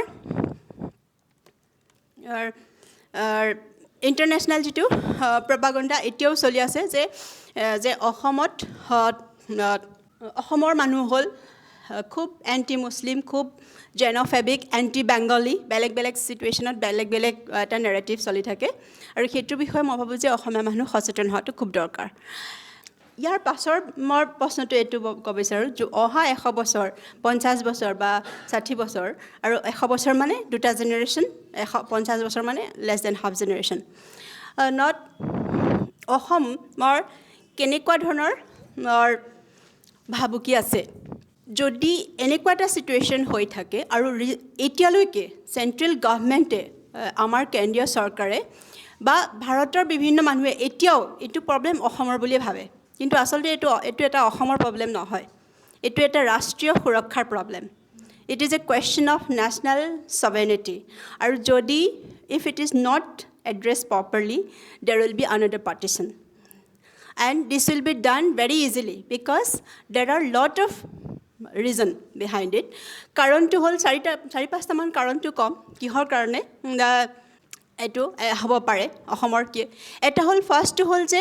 জিঅ'গ্ৰাফিকেলি বাংলাদেশ আৰু অসম বহুত লগালগি হৈ আছে সকলোৱে যে মেপখন চালে দেখোঁ যে আমি এটা অসম বুলি ক'লে even all north east greater north east আৰু যদি অসম ছেপাৰেট হৈ যায় অসমক যদি অস্থিৰ অৱস্থা যায় লগে লগে বাকী নৰ্থ ইষ্টো যাব if Assam is not saved rest of the north east will automatically গ' এটা হ'ল জিঅ'গ্ৰাফিকেলি বাংলাদেশৰ লগত লগ খাই আছে আৰু অসমখন মই যিটো কৈছোঁ পাকিস্তানৰ যেতিয়া কনচেপচুৱেলাইজেশ্যন হৈছিলে তেতিয়া এটা নেৰেটিভ সৃষ্টি হৈছিলে যে অসমখন নন হিন্দু ষ্টেট মুছলিম ষ্টেট বুলি ক'ব নোৱাৰে কাৰণ বহুত ট্ৰাইবেল পপুলেশ্যন আছিলে কিন্তু ট্ৰাইবেল পপুলেশ্যনবিলাকক ছেপাৰেট কৰি পেলাই অসমীয়া অকল যি মানে হেৰি তেওঁলোকক দেখুৱাই পেলাই এইটো প্ৰজেক্ট কৰা হৈছিল এইটো নন কিন্তু আমি যদি কনষ্টিটিউশ্যনৰ ডেফিনেশ্যন মতে যাওঁ বাকীটোতো একচেপ্ট কৰিবলৈ দিগদাৰ পায় কিন্তু কনষ্টিটিউশ্যনৰ ডেফিনেশ্যনত কি আছে হিন্দু কোন হয় হিন্দু হ'ল যিসকলে হিন্দু ধৰ্ম পালন কৰে যিসকলে বৌদ্ধিষ্ট ধৰ্ম পালন কৰে যিসকলে শিখ ধৰ্ম পালন কৰে আৰু যিসকলে এনিমিষ্টিক আমাৰ কনষ্টিটিউশ্যনৰ মতে all the religions all the people who are following Hindu religion Buddhist Sikh আৰু যিমানবিলাক ট্ৰাইবেলিং ৰিলিজন আছে বাথৌ হওক চাৰ্ণা হওক বা মেঘালয়ত নিয়ম খাচী আছে কাৰ্বি আংলঙত বেলেগ আছে এই সকলোবিলাকেই হিন্দু ধৰ্মৰ অন্তৰ্গত পৰে কিন্তু সেইটো সময়ত এটা প্লান ৱে এই যিখিনি ট্ৰাইবেল অৰিয়েণ্টেড মানুহ তেওঁলোকক ছেপাৰেট কৰি দেখুওৱা হৈছিলে যে অসম এখন non Hindu state so' that it becomes easy to include Assam as a part of Pakistan. And now also this narrative, it was a narrative जो 50 বছৰে 60 বছৰে আমাৰ চলি আহিছে কাৰণ যদি নন হিন্দু ষ্টেট বুলি ক'বলৈ কোৱা হয় it becomes very easy to make it separate আৰু যদি অসমখন ছেপাৰেট হৈ যায় ছেপাৰেট মেণ্টেলিটি হৈ যায় মেণ্টেলি ডিফিট হৈ যায় তেতিয়াহ'লে পাৰ্টিশ্যন কৰিবলৈ ইজি হৈ যাব চ' এইটো এটা খুব প্লান আৰু এইটো এতিয়াও চলি আছে এতিয়া যেনেকৈ আপোনালোকে চাওক আমাৰ সকলোৰে মৰমৰ হিয়াৰ আমঠু জুবিন গাৰ্গ ডাঙৰীয়া ঢুকালে তেওঁ কোনোবা এটা সময়ত কোৱা যে মোৰ কোনো ভাষা নাই জাতি নাই ধৰ্ম নাই সেইটো ইমান বেছি প্ৰজেক্ট কৰা হৈছে কিহৰ এইটো আৰু বাংলাদেশী অৰিজিনৰ মানুহে কোনোবাই ক'বনে যে মোৰ ভাষা নাই ধৰ্ম নাই মোৰ ধৰ্ম নাই বুলি ক'বনে কিন্তু সেইটো বিষয়ে সেইটো এটা শ্লোগানৰ নিচিনা হৈ গৈছে কাৰণ সেইটোৱে আমাৰ অসমীয়া যিখিনিও সনাতন ধৰ্মৰ মানুহ আছে তেওঁলোকক এটা যেতিয়া এটা ব্ৰিটিছনা সৃষ্টি হৈ যাব তেতিয়া অট'মেটিকেলি ভাৰতৰ পৰা বাহিৰত অহাৰ ইভেন মই যেতিয়া অসমত আছিলোঁ মই 90s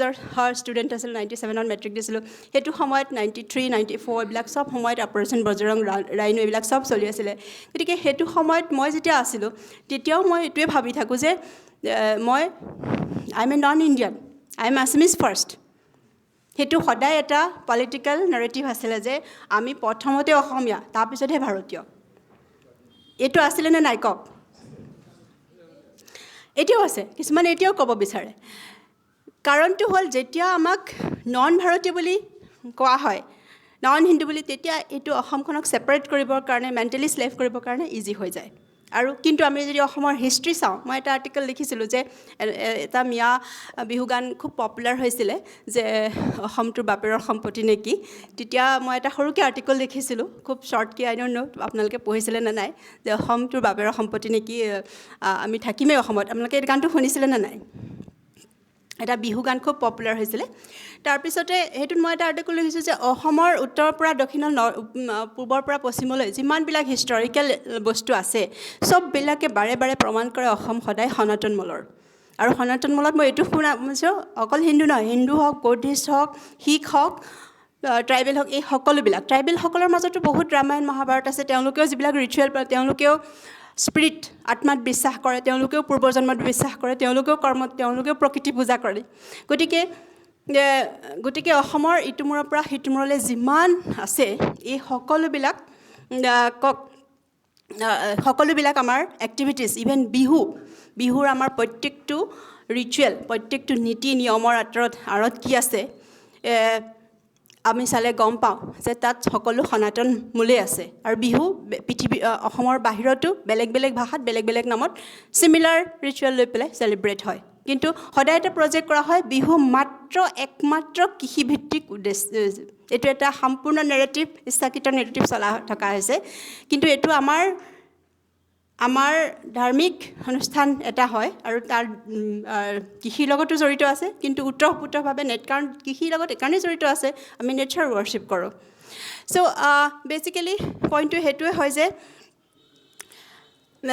এই যিটো হিষ্টৰিকেল যিটো জিঅ'গ্ৰাফিকেল যিটো ৰিজন, সেইটো কাৰণে এটা সদায় থ্ৰেট আছে যে যদি সচেতন নহয় চেণ্ট্ৰেল গভৰ্ণমেণ্ট, তেতিয়াহ'লে সীমা সলনি হৈ গৈ অসমৰ মাপ বাংলাদেশত থাকিব পাৰে। আৰু এইটো এনেই কৈ থকা কথা নহয়। আমি যদি হিষ্টৰিকেল ডকুমেণ্ট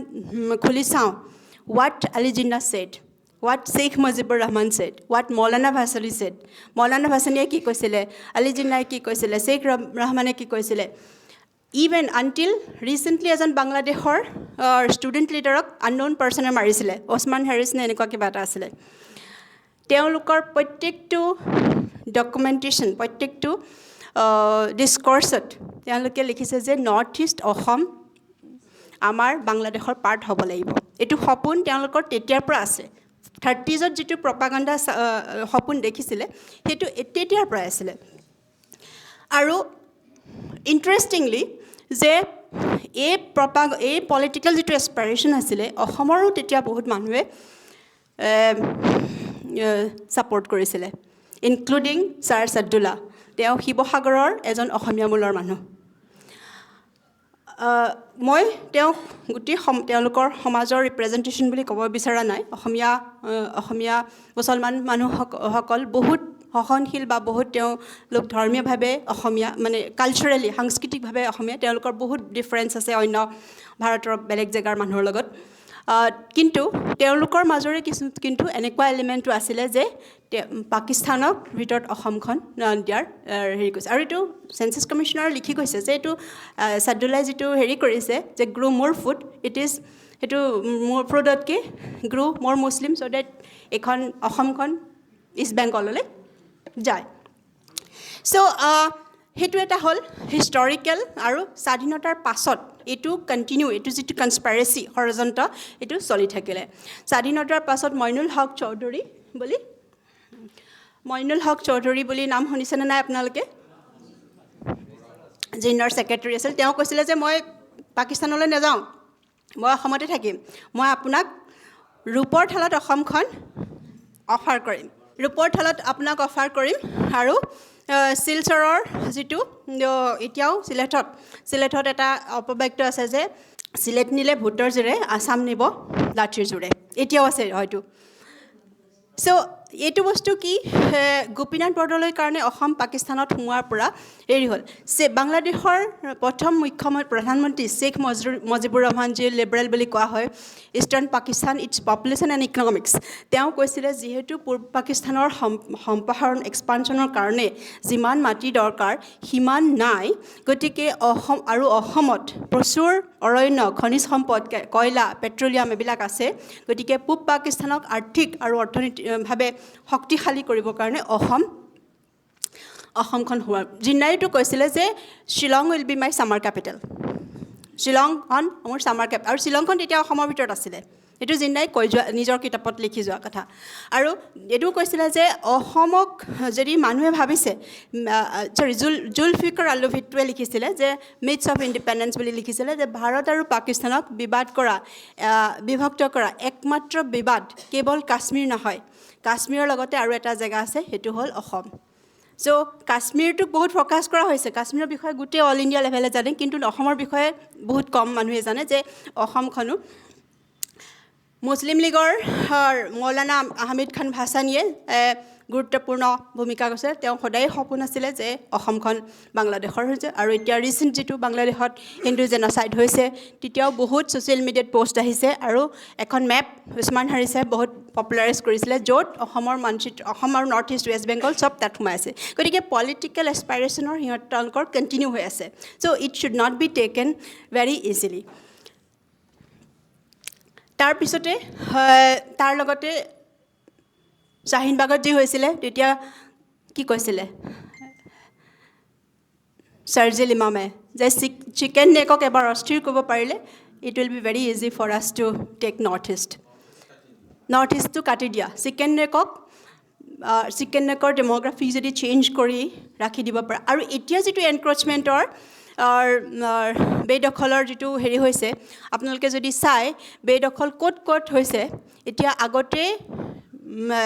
লোৱাৰ আছামত আছিলে মধ্য অসমত আছিলে এতিয়া কিন্তু আপাৰ আছামতো হৈছে আপাৰ আছামৰ বহুত ষ্ট্ৰেটেজিক পইণ্টত হৈছে বৰ্ডাৰ এৰিয়াবিলাকতো হৈছে গতিকে এইটো এগেইন উৰিয়াম ঘাট আছিলে এইটো কোনো উৰিয়াম ঘাট সেইফালে ক'লৈ যাব পাৰি নাগালেণ্ডলৈ যাব পাৰি গতিকে এবাৰ যদি বৰ্ডাৰ এৰিয়াবিলাক কাট কৰে এইটো কোনো আনপ্লেন ঘটনা নহয় এইটো কোনো ৰেণ্ডম ঘটনা নহয় এইটো প্লান কৰি ঘটনা এটা লিডাৰশ্বিপ এটা নেটৱৰ্ক এটা হেৰিয়ত লাহে লাহে এগ্ৰেশ্যন হৈ আহিছে এইটো যদি চেণ্ট্ৰেল গভৰ্ণমেণ্টে এতিয়াও ভাবি আছে যে এইটো অসমৰ প্ৰব্লেম মাৰোৱাৰী বিহাৰী মহাৰাষ্ট্ৰ হওক দিল্লী তেওঁলোকে ভাবি আছে যদিও এইটো নৰ্থ ইষ্টৰ প্ৰব্লেম এইটো নৰ্থ ইষ্টৰ প্ৰব্লেম হৈ থকা নাই এতিয়া আৰু এতিয়া অসমত যিটো মডেল আছিলে অসমত এষ্টাব্লিছ হোৱাৰ যিটো মডেল আছিলে এতিয়া গোটেই ভাৰতৰ বেলেগ বেলেগ জেগাত হৈ আছে চিটিজবিলাকতো হৈ আছে চ' আৰু অন্য এটা কাৰণ হ'ল কিহৰ কাৰণে অসমত জনসংখ্যাৰ পৰিৱৰ্তন যিটো আপোনাক ক'লোঁ জনসংখ্যাৰ যিটো পৰিৱৰ্তন দ্ৰুতগতিত অসমীয়া মূলৰ মানুহৰ যি দ্ৰুতগতিত জনসংখ্যাৰ হাৰ ৰিডিউচ হৈছে সেইটো আৰু তাৰ লগে লগে আমাৰ অসমলৈ হোৱা ইনফিল্ট্ৰেশ্যন তেওঁলোকৰ জনসংখ্যাৰ বৃদ্ধি এই সকলোবিলাক মিলি যিটো সলনি হৈছে এইটো এটা কাৰণ হয় যে অসমৰ কাৰণে সঁচাকৈয়ে এটা থ্ৰেট আছে যদি প্ৰপাৰলি এড্ৰেছ কৰা নহয় যে next 50-100 years depending on our action এইটো এটা বহুত ডাঙৰ আৰু যদি বাংলাদেশত চামিল কৰিব নোৱাৰে কিন্তু কাশ্মীৰৰ নিচিনাই যদি ছিটুৱেশ্যন এটা হয় ডিষ্টেবল ছিটুৱেশ্যন হয় সেই তেনেকুৱা ছিটুৱেশ্যনটো আমি নিবিচাৰোঁ কোনেও নিবিচাৰে গতিকে এইটো বস্তু হ'ল যে খুব সৰু কথা নহয় আৰু অসমৰ মানুহে অসমৰ পলিটিচিয়ানে হওক যদিই নহওক যিসকলে এইটো ইছ্যু বহুত দিনৰ পৰা চলি আহিছে ইলেকশ্যনৰ ইছ্যু হয় সদায় কিন্তু এইটো ইছ্যু তেওঁলোকে যদি ইলেকশ্যনৰ ইছ্যুতেই বুলি থৈ দিয়ে তেওঁলোকো কিন্তু বাচি নাযায় তেওঁলোকৰ নিজৰ পিছৰ জন্মও বাচি নাযায় তেওঁলোকৰ সেইটো অলৰেডি প্ৰুফ হৈছে বহুত জেগাত অসমৰ কনষ্টিটুৱেঞ্চি মই শৰৎচন্দ্ৰ সিংহ চাপৰ সমষ্টিৰ কথা ক'লোঁ তাত তেতিয়া তাৰ পৰা এজন CM হ'ব পাৰিছিল এতিয়া আপুনি চাপৰ সমষ্টিত যাওক চ' গতিকে এইটো সলিউশ্যন কৰাটো বহুতেই দৰকাৰী এতিয়া আপোনাৰ সাধাৰণ অসমীয়া মানুহৰ ভৱিষ্যত টো কি হ'ব বহুত ক্ষেত্ৰত কোৱা যায় যে অসমীয়া মানুহ বহুত লেজি বুলি কোৱা হয় এইটো ক্ষেত্ৰতো মই ভাবোঁ যে যিমান সত্য তাতকৈ বেছি বহলাই কোৱা হয় যাতে ইন এডভান্স সাইকলজিক্যালি ডিফিট কৰিব পাৰি এখন সমাজক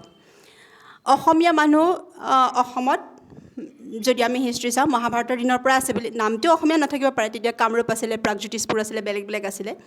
তেতিয়াৰ পৰা এতিয়ালৈকে আমাৰ ইমানবিলাক তেতিয়া কিৰাত বুলি জানিছিলে এতিয়ালৈকে গোটেই জাতি জনগোষ্ঠী আছিলে তেওঁলোকে এই যোৱা 100 বছৰত এইটো প্ৰৱজন হৈছে তাৰ আগত খোৱা নাছিল ব্যৱসায় কৰা নাছিল নে কি কৰা নাছিলে একচুৱেলি ইমান ৰিচাৰ্চ হোৱা নাই অসমত কি হোৱা অসমত অস্ত্ৰ শস্ত্ৰ কেনেকৈ বনাইছিলে অসমত সোণৰ ব্যৱসায় কেনেকৈ কৰিছিলে মুদৈ আৰু টাইটেলবিলাক চালে আপুনি গম পাব বহুত বেলেগ ধৰণৰ বুজৰ বৰুৱা এতিয়া ধুৰন্ধৰ মুভিটো বহুত পপুলাৰ হৈছে বুজৰ বৰুৱা বুলি এটা হেৰি আছিলে যে স্পাই কৰে তেনেকুৱা ধৰণৰ বহুত প্ৰফেশ্যন অসমত আগৰ আৰু আমি যদি 5000 মহাভাৰত 5000 বুলি কয় মই তাতকৈ বেছি অল্ড বুলি ভাবোঁ 10000 বা তাতকৈ বেছি হ'ব পাৰে নাজানো তেতিয়াৰ পৰা যদি আমাৰ প্ৰাগজ্যোতিষপুৰ কামৰূপ আছে তেতিয়াৰ পৰাই যদি বানাসুৰ আছে নৰকাসুৰ আছে মণিপুৰত চিত্ৰাংগনা আছে অনিৰুদ্ধ আছে এই সকলোবিলাক তেতিয়াতো তেওঁলোকে খোৱা বোৱা কৰা নাছিল নে কি কৰা নাছিলে চ' এই যিটো নেৰেটিভ যে আমি চলি থাকিব নোৱাৰোঁ আমি ভাষা ৰক্ষা কৰিবৰ কাৰণে সিহঁতৰ সহায় ল'ব লাগিব আমি ইকনমি কৰিবৰ কাৰণে এইটো একচুৱেলি যদি ইভেন 5% ট্ৰু এইটো 50% বহালাই কৰা হৈছে যাতে মেণ্টেলি প্ৰথমতে ডিফিট কৰা হয় যেতিয়া এজন মানুহক তই নোৱাৰ তই মূৰ্খ এনেকৈ কৈ থকা যায় সি সঁচাকৈ সেইটো হৈ যায় আৰু অসমীয়া সমাজতো এনেকুৱা এটা হেৰি হৈছে কিন্তু তাৰ লগে লগে আৰু এটা কথা ক'ব বিচাৰোঁ অসমীয়া মানুহ বাৰু বহুত লেজি কিন্তু বেলেগ জেগাৰ পৰা য'ৰ পৰা অৰিজিনেল সম্প্ৰদায়বিলাক পলাই আহিব লগা হ'ল তেওঁলোকতো নাছিলে মই মুম্বাইত থাকোঁ যিহেতু মুম্বাইত বহুত ডাঙৰ ব্ৰেণ্ড আছে হীৰানন্দিনী ৱাধানী এনেকুৱা ধৰণৰ বহুত ব্ৰেণ্ড আছে এই সকলোবিলাক মানুহ হ'ল সিন্ধি মানুহ বহুত ডাঙৰ বিজনেছ কৰে আৰু মই পাৰ্চনেলি বহুত এই হিন্দী মানুহৰ লগত কথা পাতিছোঁ মোৰ যিহেতু ৰিচাৰ্চ ইণ্টাৰেষ্ট গতিকে মই যেতিয়াই মানুহ লগ পাওঁ তেতিয়াই মই ষ্টৰি সুধোঁ আৰু মানে হিষ্ট্ৰী উলিয়াব চেষ্টা কৰোঁ তেওঁলোকে চিন প্ৰভিন্সত যেতিয়া আছিলে চববিলাক টাইটেল এইটো নিকৈ যিবিলাক থাকে সেই এৰিয়াটোৰ একচুৱেলি গুজৰাট কিছুমান ৰাজস্থানৰ থাকে কিছুমান সিন্ধৰ থাকে তেওঁলোক বিজনেছত বহুত বেছি ভাল আছিলে সিন্ধ প্ৰভিন্সত তেওঁলোক এডুকেটেড আছিলে আৰু তেওঁলোকে বহুত বেছি তেওঁলোকৰ যিটো সংখ্যা আছিল তাতকৈ তেওঁ প্ৰপাৰ্টি বেছি অৰ্ণ কৰিছিল কাৰণ দে ৱাৰ বিজনেছ এক্সপাৰ্ট অসমীয়া মানুহে বিজনেছ কৰিব নোৱাৰে সেইকাৰণে অসমীয়া মানুহ দুধৰ পচলা সেইকাৰণে তেওঁলোকৰ হেৰি নাই চ' ইহঁতৰ অসমীয়া মানুহ এনেকুৱা অৱস্থা হ'ব পাৰে কিন্তু সিন্ধ প্ৰভিন্সত কি হ'ল তেওঁলোকতো আৰু যোনবিলাক তেওঁলোকেতো যিমানবিলাক নি টাইটেল যিটো ক'লোঁ হীৰানন্দিনী মোৰ এতিয়া একজেক্ট টাইটেলবিলাক মনলৈ অহা নাই হিন্দুজা ৰাহেজা ৱাধিনী এইবিলাক চব সিন্ধৰ মানুহ তেওঁলোকে অ'ভাৰনাইট ইভেন লালকৃষ্ণ আদৱানী তেওঁলোকে অ'ভাৰনাইট পাৰ্টিশ্যনৰ সময়ত পলাই আহিব লগা হৈছিল তাত বহুত তেওঁলোক ৰিচ আছিলে আনাডাৰ ষ্টৰি মোৰ এগৰাকী মাৰাঠী মানুহ আছিল তেওঁ 100 বছৰ মানে বহুত বছৰ জীয়াই আছিল তেওঁ 85 তেওঁ মোৰ নেবাৰ আছিল তেওঁ আছিলে কৰাচীত তেওঁ 15-16 বছৰ বয়সত বিয়া হৈ কৰাচীত আছিলে মাৰাঠী অৰিজিন মানুহ তেওঁ মোক তেওঁৰ ষ্টৰিবিলাক কৈছিলে যে যেতিয়া পাৰ্টিশ্যন হ'ল তেওঁলোক কেনেকৈ কিমান ডাঙৰ প্ৰসাদৰ নিচিনা ঘৰ আছিলে কিমান গহনা আছিলে কিমান ডাঙৰ বিজনেছ আছিলে তেওঁলোকে অ'ভাৰনাইট আহিব লগা হ'ল আৰু আহি পেলাই মুম্বাইত ফুটপাথত কিমান দিন ৰেফিউজি কেম্পত থাকিব লগা হ'ল কিন্তু তেওঁলোকৰ ৰেজিলিয়েঞ্চ তেওঁলোকৰ যিটো ধৈৰ্য তেওঁলোকৰ যিটো বুদ্ধি যিটো সহনশীলতা সেইটো কাৰণে তেওঁলোক আকৌ সেই ফুটপাথৰ পৰা ইমান ডাঙৰ ব্যৱসায় হিন্দুজাৰ নাম কোনে শুনা নাই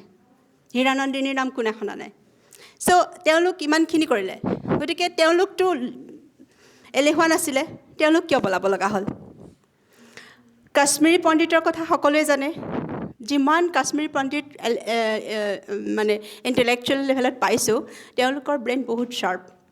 তেওঁলোকতো এডুকেটেড তেওঁলোক ৰিচ তেওঁলোক কৰ্মী সকলোৱে কিন্তু তেওঁলোকো অ'ভাৰনাইট পলাব লগা হ'ল কিহৰ কাৰণে ডেম'গ্ৰাফিক কম্পজিশ্যন চেঞ্জ হোৱাৰ কাৰণে আৰু if we are not preparing,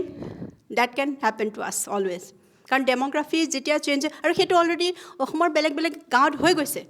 মইতো এনেই ষ্টৰি কোৱা নাই, আপোনালোকে নিজেই চাব গোটেই অসমৰ কিছুমান গাঁও ল'ৱাৰ আছামৰ বা নগাঁও বা এনেকুৱা তাৰ হিষ্ট্ৰী শুনিলে তাত মই ক'লোঁ যিবিলাক জেগাত ককা দেউতাহঁতে খেতি বাতি কৰিছিলে সেইবিলাক জেগালৈ এতিয়া যাবলৈ সাহস নাই, তেনেকুৱা নিচিনা কথা। চ' সেইটো অলৰেডি তাতো হৈছে। গতিকে এইটো যিটো নেৰেটিভ দিয়া হয় যে অসমীয়া মানুহ বহুত লেজি, অসমীয়া মানুহ বহুত এইটো কথা আৰু সেইকাৰণে অসমত অসমীয়া মানুহ ভগনীয়া হ'ব, এইটো কথা মানিবলৈ অলপ টান লাগে। গতিকে চিটুৱেশ্যন যদি এনেকুৱাই হয়, অসমীয়া পৰিচয় কাৰণে আমাৰ অসমীয়া পৰিচয়ৰ কাৰণে আমাৰ পদক্ষেপবিলাক কি হ'ব। আৰু এইটো ক্ষেত্ৰত মই এটা ক'ব বিচাৰোঁ, বহুত ক্ষেত্ৰত আমাৰ সদায় এটা কনফ্লিক্ট হয় যে অসমীয়া মানুহবিলাক হিন্দু নে প্ৰথম নে অসমীয়া প্ৰথম, বহুত ক্ষেত্ৰত এইটো হয়, এইটো সদায় হয়। কিন্তু এইটো ক্ষেত্ৰতো আচলতে এইটো ক্লিয়াৰ, যদি আমাৰ ডাঙৰ আইডেণ্টিটিটো ছেফ হৈ থাকে তেতিয়াহ'লে সৰু আইডেণ্টিটিটো বহুত সহজ এনেই মেইনটেইন হ'ব। এতিয়া মই যদি এগৰাকী মাৰাঠী মানুহ পাওঁ, মই প্ৰথমতে কি সুধিম, আপুনি কি? তেওঁ ক'ব মই মাৰাঠী, মই ক'ম অসমীয়া। কিন্তু যদি এগৰাকী মুছলমান অৰিজিনেল মানুহ পাওঁ, তেওঁ মাৰাঠীৰে হওক তেওঁ কিন্তু প্ৰথমতেই তেওঁলোকৰ ডেফিনেশ্যন, তেওঁৰ ইণ্ট্ৰডাকশ্যন, তেওঁলোকৰ ৰিলিজনটো টপত ৰাখি পেলাই কয়। গতিকে সেই যিটো কাৰণে যদি অসমৰ ডেম'গ্ৰাফিৰ চেঞ্জ আমাৰ বাংলাদেশৰ নিচিনা হৈ যায়, বাংলাদেশী হিন্দুৰ যিটো অৱস্থা হৈছে, বাংলাদেশী হিন্দু আৰু বাংলাদেশী মুছলমানৰ ৰিলিজনৰ বাহিৰে একো চেঞ্জ নাই। তেওঁলোক ছেইম এথনিচিটি, দেখিবলৈ একে, ভাষা একে, ৰিচুৱেল একে, খোৱা বোৱা অলমষ্ট একে, এটা দুটা বস্তু বাদ দি। বাট সিহঁতে তথাপি তাৰ পৰা পলাই আহিব লগা হৈছে। গতিকে আমাৰ ক্ষেত্ৰতো আমাৰ ভাষাটোও বেলেগ। গতিকে আৰু এইটো ক্ষেত্ৰত এটা কথা মানিবলগীয়া যে চব সময়তে আমাক এটা ডিপেণ্ডেণ্ট যিটো ভাষা ৰক্ষা কৰিবৰ কাৰণে ইহঁতৰ সহায় ল'ব লাগিব, এইটো কথা নহয়। আচলতে অসমীয়া মূলৰ যিমান মানুহ আছে, যিমান জাতি জনগোষ্ঠী আছে, তেওঁলোকৰ মনত যিটো এটা দ্বিধা আছে যে তেওঁলোকে যদি আমি ভাৰতৰ হৈ থাকিব পাৰোঁ, আমাৰ অসমীয়া আইডেণ্টিটিটো অট'মেটিকেলি বাচি থাকিব পাৰিব। বাংলাদেশতো চাকমা আছে, তেওঁলোকে নিজৰ আইডেণ্টিটিটো ৰাখিব পৰা নাই। পাকিস্তানত সিন্ধি আছিলে, সিন্ধ প্ৰভিন্সত, তেওঁলোকৰ সিন্ধি আইডেণ্টিটি এতিয়া নাই। সিন্ধিসকলৰ এতিয়া তেওঁলোকৰ ইমান ধনী হোৱা স্বত্তেও, ইমান শিক্ষিত হোৱা স্বত্তেও, টকা পইচা হয়, তেওঁলোকৰ নিজৰ বুলিবলৈ এতিয়া কালচাৰ নাই। মানে এটলিষ্ট সিন্ধ ভাষাটো কোনে কয়, তেওঁলোকৰ এটা নিজৰ ক্ষেত্ৰ নাই, নিজৰ জেগা নাই চৰ্চা কৰিবৰ কাৰণে। গতিকে এই সকলোবিলাক কথা খুব ভাবি চাবলগীয়া কথা। ইয়াৰ কাৰণে আমাৰ কাৰণে কি উপায় আছে? আমি জানো যে যোৱা 50, 60, 70 বছৰ ধৰি এই বস্তুটো ইমান বেছি পলিটিকেল চিটুৱেশ্যন হৈ আছে। সদায় আমাৰ লিডাৰসকলেও বা চেণ্ট্ৰেল গভৰ্ণমেণ্টেও কোনেও প্ৰপাৰলি এড্ৰেছ কৰিবলৈ চেষ্টা কৰা নাই বুলি ক'ব পাৰিব লাগিব, নহ'লে আজি এইটো চিটুৱেশ্যন নহ'লহেঁতেন। প্ৰথম কথাটো হ'ল যে কঠোৰ আইন বলবৎ কৰাটো খুব দৰকাৰী। যেনেকৈ যদি মাটি দখল কৰিছে, তাৰ কাৰণে তেওঁলোকে দখল কৰিছে, সেইটো তেওঁলোকৰ প্ৰব্লেম। কিন্তু আমাৰ অফিচাৰে যদি হেল্প কৰিছে, তেওঁলোকৰ চাকৰি পেঞ্চন কিয় কাটি দিব নোৱাৰে? তেওঁলোকক জেলত কিয় ভৰাব নোৱাৰে? আমাৰ অফিচাৰে যদি ভুৱা পাছপৰ্ট দিছে,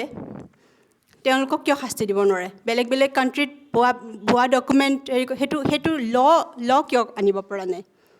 ফেক ডকুমেণ্টেশ্যন, অসমত যিটো ক'লোঁ ফেক ডকুমেণ্টেশ্যনে একচুৱেলি এটা হেভক,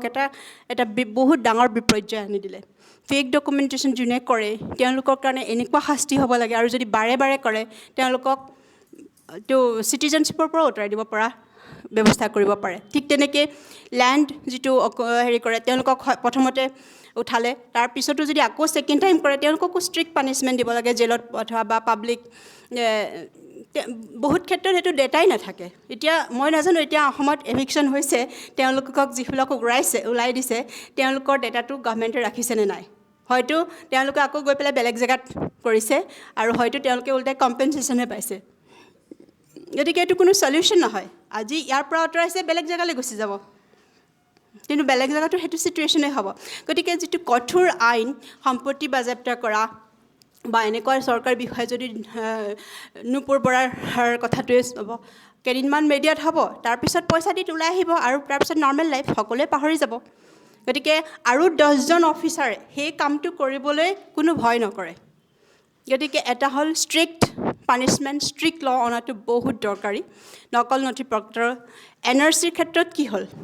NRCৰ ক্ষেত্ৰতো ছেইম চিটুৱেশ্যন NRCত সম্পূৰ্ণ জালিয়াতি কৰি NRC সময়তো মই ফিল্ড ৱৰ্ক কৰি আছিলোঁ সম্পূৰ্ণ জালিয়াতি কৰি যোনে যোনে NRCত কাম কৰি আছিল তেওঁলোকে ৰিপৰ্টিং কৰিছে কেনেকুৱা ধৰণৰ চিটুৱেশ্যন হৈছিলে আৰু কেনেকৈ বাৰ্থ চাৰ্টিফিকেট বাৰ্থ ডেটোৰ ইছ্যু কৰা ডেটটো আৰু বাৰ্থ যিটো ডেট সেইটো ডিফাৰেণ্ট মানে কি জন্ম যদি হৈছে 2003ত ইছ্যুৰ ডেটটো আছে 2001ত তেনেকুৱা বহুত মানে ইমান জালিয়াতি হৈছে গতিকে এই যিটো ফেক ডকুমেণ্টৰ কাৰণে সম্পূৰ্ণ NRCটো সম্পূৰ্ণ বৰবাদ হ'ল গতিকে তাৰ কাৰণে দোষী কিন্তু আমাৰ মানুহ আমাৰ পলিটিকেল লিডাৰ আমাৰ অসমীয়া মানুহ তাৰ কাৰণে আমাৰ অসমীয়া মানুহে কি চিটুৱেশ্যন কৰিব লাগিব সেইটোৰ ওপৰত বহুত ডাঙৰ NRCৰ সংশোধন কৰা আকৌ এবাৰ পৰিকল্পনা কৰি আকৌ এবাৰ কাৰেক্ট কৰাটো বহুত ডাঙৰ কথা শক্তিশালী এটা ডাটাবেছ বনোৱা কোনে এনেকুৱা ধৰণৰ ক্ৰাইম কৰি আছে আৰু তেওঁলোকক ফ'ল' আপ কৰা তেওঁলোকে ৰিপিটেড অফেন্স কৰিলে চিটিজেনশ্বিপৰ পৰা আঁতৰাই দিয়া এনেকুৱা ধৰণৰ ষ্ট্ৰিক্ট কিছুমান কৰিলে আৰু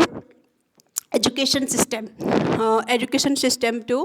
মডিফাই কৰাটো বহুত দৰকাৰ আমাৰ চেণ্ট্ৰেল গভৰ্ণমেণ্টৰ অনাৰেবল PMে বহুত one nation one election one nation one ration card lot of things R becoming one nation one but it should be also' one nation one education কাৰণ যিবিলাক প্ৰাইভেট ৰিলিজিয়াছ অৰ্গেনাইজেশ্যন আছে তাত বহুত evidence আছে তাত ছিষ্টেমেটিকেলি তেওঁলোকৰ সৰুতেই ল'ৰা ছোৱালীক ব্ৰেইন ৱাছ কৰি দিয়ে আৰু তাৰ ফলত তেওঁলোকে কালেক্টিভলি নেগেটিভ ষ্টেপ লয় তেওঁলোকে নজনাকৈ লয় এইটো তেওঁলোকৰ ভুল নহয় এইটো ভুল আমাৰ লিডাৰসকলৰ কিয় আমাৰ মেজৰিটি হৈ আছোঁ আমি এতিয়াও আমি তেনেকুৱা ধৰণৰ আইন আনিব কিয় এডুকেশ্যন মাদ্ৰাছাত চিলেবাছ কি আছে প্ৰপাৰলি কিয় প্ৰাইভেট হওক পাব্লিক হওক কিয় সেইটো ফ'ল' কৰিব নোৱাৰে কিয় সেইটো সংশোধন কৰিব নোৱাৰে কিয় স্ক্ৰুটিনি কৰিব নোৱাৰে যেতিয়ালৈকে এইবিলাক এডুকেশ্যন চিষ্টেমত প্ৰব্লেম থাকিব তেতিয়া সৰুতেই যেতিয়া এটা মই ইণ্ডিভিজুৱেল মানুহক যি ধৰ্মৰেই নহওক মই বেয়া বুলি নকওঁ মুছলিম হওক হিন্দু হওক ইণ্ডিভিজুৱেল মানুহক মই এতিয়া ছিষ্টেমটোৱে বেয়া কৰিছে মোৰ নিজৰো বহুত ষ্টুডেণ্ট আছে বেলেগ ফেইথৰ পৰা কিন্তু এজ এ পাৰ্চন তেওঁলোক সদায় ভাল কিন্তু তেওঁলোকক সৰুতে ব্ৰেইনত সোমোৱাই দিয়া হয় নেগেটিভ এটা মেচিনৰ নিচিনাকৈ বজাই দিয়া হয় আৰু যেতিয়া এবাৰ সৰুতে এইটো সোমাই যায় তেওঁলোকে কালেক্টিভলি হেড ষ্টাৰ্ট কৰে কালেক্টিভলি তেওঁলোকে কিছুমান ষ্টেপ লয় যিবিলাক আমাৰ কাৰণে হেৰি হয় এতিয়া যিমানবিলাক নিউজত আহি থাকে বিভিন্ন ধৰণৰ হেৰি কিহৰ কাৰণে এনেকুৱা ক্ৰাইম কৰিবলৈ লাভ জেহাদৰ ক্ষেত্ৰত অসমততো বহুত কমনেই হৈ গ'ল এইটো কিহৰ কাৰণে এইটো পাৰে কাৰণ তেওঁলোকক সৰুতে এইটো প্লান কৰি দিয়া হয় গতিকে সেইটো যাতে প্লান নকৰিবৰ কাৰণে চৰকাৰে কি লৈছে আমাৰ লিডাৰসকলে কি লৈ আছে সেইটো ফল্ট তেওঁলোক নহয় কিন্তু এইটো আমাৰহে ফল্ট হয় তাৰ উপৰিও যিমানবিলাক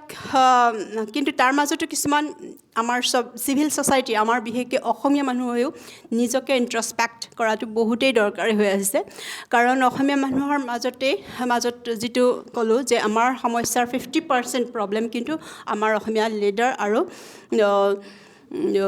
আমাৰ আমোলা বিষয়া যিসকলে কম্প্ৰমাইজ কৰিছিল বা কৰি আছে তাৰ লগতে আমাৰ যিমানবিলাক নিজৰ সমস্যা এলকহল হওক ড্ৰাগছ হওক লাইফষ্টাইল ডিজিজ হওক এইবিলাক কিছুমান আমি নিজে ঠিক কৰিব লাগিব বেলেগৰ ওপৰত ডিপেণ্ড কৰাটো বাদ দিব লাগিব যিমান সংখ্যা কমেই হওক ডাঙৰেই হওক সেইটো পিছৰ কথা কাৰণ অসমীয়া মানুহে যেতিয়া নিজে ষ্টেণ্ড কৰিব বাকীবিলাক সৰু শক্তি অট'মেটিকেলি আহি যাব কাৰণ বাকীবিলাক শক্তি তেতিয়া অট'মেটিকেলি এড হ'ব কিন্তু যদি অসমীয়া মানুহে দুৰ্বল হয় বাকী সকলোবিলাক শক্তি আকৌ আঁতৰি গুচি যাব চ' সেইটো এটা চিভিল ছ'চাইটিৰ কাম আছে যিমানবিলাক আজিকালি এইটো চবতে হৈছে অকল অসম বুলি নহয় টু মাছ মেটেৰিয়েলিষ্টিক লাইফত মানুহৰ ফ'কাছ হৈছে সেইটো কেনেকৈ আৰু ইয়াৰ গোটেই এইবিলাক প্ৰব্লেমৰ গোটেই চলিউশ্যনটো বিশেষকৈ স্পিৰিচুৱেল আধ্যাত্মিক দিশত আছে এইটো বিষয়ত ৰিচুৱেল বুলি নহয় ৰিচুৱেল কোনোবাই কৰিব পাৰে নকৰিব পাৰে কি পিন্ধিছে কিন্তু তাতকৈ অন্তৰৰ যিটো ৰিয়েলাইজেশ্যন সেইটো বস্তু কেনেকৈ সলনি কৰিব পাৰি সৰুতে সেইটোৰ ওপৰত চিন্তা চৰ্চা কৰাটো বহুত দৰকাৰী হ'ল আৰু কিন্তু তাৰ মাজতে অসমীয়া সমাজৰ বহুত ভাল ভাল গুণো আছে যিবিলাক এগেইন নিউজ পেপাৰত নাহে যিটো আমাৰ সদায় এটা যোৱা 50-60 বছৰ বয়সত আমাৰ এটা সদায় এটা গিল্টৰ নিচিনা চিটুৱেশ্যন হৈছে যে আমি এলেহুৱা আমি একো নকৰোঁ আমি কিন্তু তাৰ লগে লগে অসমীয়া মানুহৰ বহুত ভাল গুণবিলাকো আছে যিবিলাক কেতিয়াও নিউজ পেপাৰ বা কমন নেৰেটিভত অহা নাই যিটো মই অনুভৱ কৰোঁ যেনেকৈ অসমীয়া গাঁওবিলাকত ক্ৰাইম ৰেট বহুত কম তাৰপিছত অসমীয়া মানুহবিলাক হস্পিটেল হয় বহুত অসমীয়া মানুহবিলাকে ছাষ্টেইনেবিলিটি বিলিভ কৰে বহুত বেছি এছপাইৰেশ্যন নাই কিন্তু সুখে শান্তিৰে থকাটো বিচাৰে ধুনীয়াকৈ নিট ক্লিন ঘৰ দুৱাৰ সজাই পৰাই অসমীয়া মানুহে বহুত ফেষ্টিভেল কৰে এইটো কোনো বেয়া কথা নহয় ফেষ্টিভেল এনজয় কৰা কাৰণ ফেষ্টিভেল যিমান কৰা যায় ইকনমিও আহে এইটো নহয় যে ইকনমি স্তব্ধ হৈ যায় গতিকে শিক্ষাৰ কাৰণে অসমীয়া মানুহ বহুত আকাংক্ষী হয় অসমীয়া গাঁও বা ল'ৰা ছোৱালী যিটো মই দিল্লী বা মুম্বাইত থাকিব যিকোনো ল'ৰা ছোৱালীয়ে যিকোনো পৰিৱেশতে গান গাই দিব পাৰে নাচি দিব পাৰে এক্টিভিটিজ কৰিব পাৰে আৰু যিটো বিশেষকৈ নেৰেটিভ যিটো অসমীয়া মানুহ একদম এইটো কথা কিন্তু মই ভাবোঁ যে যিমান ডাঙৰকৈ কোৱা হয় তাতকৈ বহুত হিমন্ত বিশ্ব আমাৰ CM honourable CM Himanta Biswa শৰ্মাক দেখিলে জানো লাগে তেওঁ লেজি অসমীয়া মানুহ লেজি জুবিন গাৰ্গ ডাঙৰীয়া তেওঁ যিখিনি কাম কৰি গ'লে ইমান দিনত লাগে জানো তেওঁলোক আমাৰ ইনস্পিৰেশ্যন তেনেকুৱা বহুত আছে কিন্তু আমি ফ'কাছ কৰা নাই তেওঁলোকক আমি ফ'কাছ কৰা নাই গতিকে এইবিলাক বস্তু আমি ৰিট্ৰস্পেক্ট কৰাটো মানে চিন্তা কৰাটো বহুত ডাঙৰ কথা ইয়াৰ লগে লগে গোটেই অসম জুৰি বা আচলতে অসমত এতিয়াও এটা সামৰণিত এইটো কথা ক'ব বিচাৰোঁ অসমত এতিয়াও যিমানখিনি পপুলেশ্যন আছে ইনক্লুডিং বাংলাদেশী অৰিজিন মুছলিম পপুলেশ্যন এতিয়াও অসমত পপুলেশ্যন ডেঞ্চিটি বহুতবিলাক কাণ্ট্ৰিৰ তুলনাত কম যদি আচলতে কুৱেশ্যনটো এইটো হয় যে কুৱেশ্যনটো এইটো কৰা হয় যে আমি তেওঁলোকক কিয় একচেপ্ট নকৰোঁ আচলতে সেইটো কথা নহয় কুৱেশ্যনটো হ'ল যে তেওঁলোকে আমাক কিয় একচেপ্ট নকৰে আমি তেওঁলোকক একচেপ্ট কৰোঁ আমি তেওঁলোকেই নহয় এনিৱান সকলোকে একচেপ্ট কৰোঁ কাৰণ মই ক'লোঁ মাইগ্ৰেশ্যনৰ হিষ্ট্ৰী যিমানবিলাক আমাৰ অসমত মণিপুৰী মানুহো পাব নাগা মানুহো পাব মিচিমি পাব মাৰোৱাৰী পাব বিহাৰী পাব মাদ্ৰাছী পাব সৰু সুৰা কেতিয়াবা কাজিয়া লাগে কিন্তু এইটো it is not a big issue কিন্তু এটা জাতিৰ জনগোষ্ঠীৰ মাজত কিহৰ কাৰণে ইমান কনফ্লিক্ট হৈ আছে কাৰণটো হ'ল at ground level something is happening তেওঁলোকে একচেপ্ট কৰা নাই আৰু তেওঁলোকে বেলেগ বেলেগ কাণ্ট্ৰিত হিষ্টৰিকেলি বেলেগ বেলেগ জেগাত এইটো এটা উদাহৰণ দেখুৱাই গৈছে তেওঁলোকে বেলেগক একচেপ্ট নকৰে গতিকে মই ভাবোঁ যে তেওঁলোকৰ মাজত যিটো কট্টৰতা সেইটো যদি সলনি কৰিব পৰা যায় আচলতে অসমখনত চবেই থাকিব পাৰে সকলো ধৰ্মৰ মানুহে থাকিব পাৰে সকলো মানে অসমক এতিয়াও বহুত ওপৰলৈ লৈ যাব পাৰে কিন্তু বস্তুটো হ'ল এইখিনিতে এটা ভাল খবৰো আছে যে গ্ল'বেলি গোটেই পৃথিৱীৰ ভিতৰতে এইটো এটা অবজাৰ্ভ কৰা হৈছে আব্ৰাহামিক ফেইথৰ যিটো কট্টৰতা বহুতবিলাক কাণ্ট্ৰিত এতিয়া সেইটো অলপ কমি গৈছে যিহেতু মই গোটেই বেলেগ বেলেগ দেশ ঘূৰি ফুৰোঁ আৰু ৰিচাৰ্চাৰ লগত কথা পাতোঁ তেওঁলোকৰ পাৰ্চনেল এক্সপিৰিয়েঞ্চ মই শ্বেয়াৰ কৰিব পাৰোঁ সেইকাৰণে মই দেখিছোঁ যে যোৱা কিছু বছৰত কিছুমান জনগোষ্ঠীৰ কিছুমান ক্ষেত্ৰত ইছলামিক কট্টৰতাটো বহুত বাঢ়ি গৈছে কিন্তু বহুতে আকৌ ইছলামিক কট্টৰতাটো সম্পূৰ্ণ বাদ দি ইৰাণৰ এটা উদাহৰণ দিব পাৰোঁ ইৰাণৰ মোৰ ইউনিভাৰ্চিটিৰ 2 মহিলাৰ লগত বহুত হৈছিলে মই লিখিছোঁ এইটো বিষয়ত যে তেওঁলোকৰ বহুতেই ইছলামিক কট্টৰতাটো বাদ দি তেওঁলোকে নিজৰ স্থিতিলৈ উভতি গৈছে এতিয়া কাৰণ আফগানিস্তান আৰু ঠিক তেনেকৈ আমি যদি আচলতে অসমীয়া মুছলমান আৰু অসমীয়া হিন্দু বা অন্য জনগোষ্ঠীৰ মাজত কোনো ধৰণৰ কমিউনেল কনফ্লিক্টৰ নজিৰ নাই ইনফেক্ট তেওঁলোক বহুত সহাৱস্থান কৰি আছে গোটেই অসমতে মুম্বাইতো দেখিছোঁ তেওঁলোকে কিমান ধুনীয়াকৈ সাজপাৰ কৰে অসমীয়া সাজপাৰ অসমীয়া বিহুত পাৰ্টিচিপেশ্যন কৰে তেওঁলোকৰ আৰু আমাৰ মাজত একচুৱেলি একোৱেই ডিফাৰেঞ্চ নাই কাৰণ কালচাৰেলি তেওঁলোক সনাতনী হয় গতিকে কিন্তু তেওঁলোক আৰু আফগানিস্তানৰ মহিলাৰ মাজত বহুত ডিফাৰেঞ্চ কাৰণ এগৰাকী অসমীয়া মুছলমান মহিলাই আপাৰ আছামৰ তেওঁলোকে যিমান সুন্দৰকৈ বিহু নাচিব সেইটো কিন্তু আফগানিস্তানত কল্পনাও কৰিব নোৱাৰে তাতো মহিলাক শিক্ষাৰ পৰা বঞ্চিত কৰা হয় চ' গতিকে আৰু সেইটো এতিয়া ইৰাণ বা এনেকুৱাবিলাক বহুতবিলাক জেগাত হৈছে যিসকলে কট্টৰতাটো বাদ দিছে যদি বাংলাদেশী অৰিজিনৰ মানুহে তেওঁলোকৰ কট্টৰতাটো বাদ দিব পাৰে কিন্তু সেইটো কিমান সম্ভৱ হ'ব সেইটো সময়েহে ক'ব সেইটো হ'লে আচলতে হয়তো বহুত সলনি হৈ যাব কিন্তু সেইটো নহ'লে তাৰ লগে লগে মই যি কথা ক'লোঁ যে ভৌগোলিক পৰিস্থিতি সেই ঐতিহাসিক পৰিস্থিতি জনসংখ্যাৰ কম্পজিশ্যন আৰু বৰ্তমানৰ যিটো ছিটুৱেশ্যন এইটো যদি কণ্টিনিউ কৰে তেতিয়াহ'লে হয়তো নৰ্থ ইষ্ট আকৌ ছেপাৰেট হ'ব পাৰে আৰু সেইটো কাৰণে আমাৰ যি চিভিক ছ'চাইটি নতুন প্ৰজন্ম তেওঁলোকক সাহস দিয়াটো তেওঁলোকৰ মাজত মনোবৃত্তি সলনি কৰাটো বহুত ডাঙৰ হৈ আহিছে আমি কি খোজ দিওঁ কালেক্টিভলি সেইটোৰ ওপৰত আমাৰ অহা 100 বছৰৰ ভৱিষ্যত নিৰ্ভৰ কৰিব আমি যদি যেনেকৈ চলি আহিছে তেনেকৈয়ে চলাব দিওঁ আমাৰ লিডাৰে যদি প্ৰপাৰ ল এনেক্ট নকৰে এইটো এটা ইলেকশ্যন ইছ্যুৱে বনাই থৈ দিয়ে তেতিয়াহ'লে কিন্তু এইটো বহুত ডাঙৰ সমস্যা হৈ থাকিব আৰু হয়তো আমিও অসমীয়া মানুহ হ'ব পাৰে হীৰানন্দিনী হিন্দুজাৰ নিচিনা হ'ব পাৰে হয়তো ক'ৰবাত আমি থাকিবগৈ লাগিব কিন্তু we will not have a space we will not have that identity মোৰ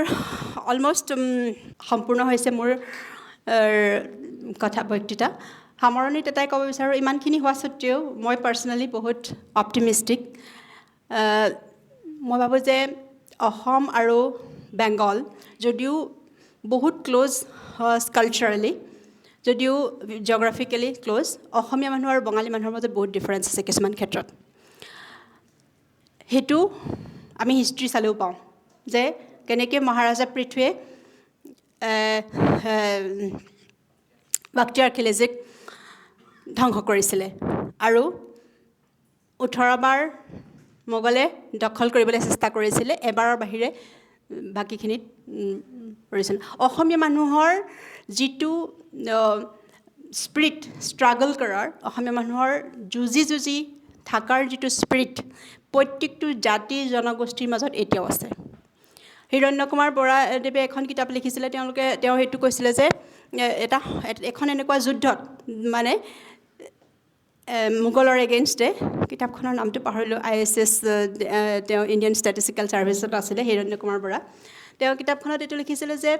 এখন স্পেচিয়েল যুদ্ধ আছিলে যিটো মোগলৰ লগত যে তাত যিমান জাতি জনগোষ্ঠী গৈছে তেওঁলোকে প্ৰত্যেকেই পাৰ্টিচিপেট কৰিছিলে অংশগ্ৰহণ কৰিছিলে আনকি যিসকল ব্ৰাহ্মণ লোক আছিল তেওঁলোকেও বোলে হাতত এটা লেকেচি লৈ গৈছিলে মই নাজানো কিমান সঁচা তেওঁ কৈছিলে মোক এইটো এটা পাৰ্চনেল ডিছকাশ্যনত যে এনেকুৱা ছিটুৱেশ্যন হৈছিল যে সকলো জাতি জনগোষ্ঠী মাৰ বান্ধি এটা থিয় হৈছিল এই কাৰণ এইটো এটা ইণ্ডিভিজুৱেল নাছিলে actually it was a kind of civilisation সভ্যতা হয় তাৰ লগে লগে ছেফটি হয় আৰু চবতছে ডাঙৰ কথা নিজৰ জেগাত নিজে সাহসেৰে জীয়াই থকা মূৰ দাঙি কৰে ৱেষ্ট বেংগল আৰু অসম আমি যদি এতিয়াও কম্পেয়াৰ কৰোঁ ৱেষ্ট বেংগলৰ বহুত ষ্টুডেণ্ট আছে মোৰ তেওঁলোকে কয় যে ৱেষ্ট বেংগলত একো ৰেজিষ্টেঞ্চেই নাই কিন্তু অসমত কিন্তু এতিয়াও মানুহে ৰেজিষ্ট কৰি আছে আৰু অসম আন্দোলন যোনে এক্সপিৰিয়েঞ্চ কৰিছে আলফা এইটো বেলেগ কথা যে আলফাক মিছলিড কৰি পেলাই বেলেগ ধৰণে ইউজ কৰা হ'ল কিন্তু আলফাৰো যিটো স্পিৰিট আছিলে ছেক্ৰিফাইচ কৰাৰ সেইটোতো ভাবিব লাগিব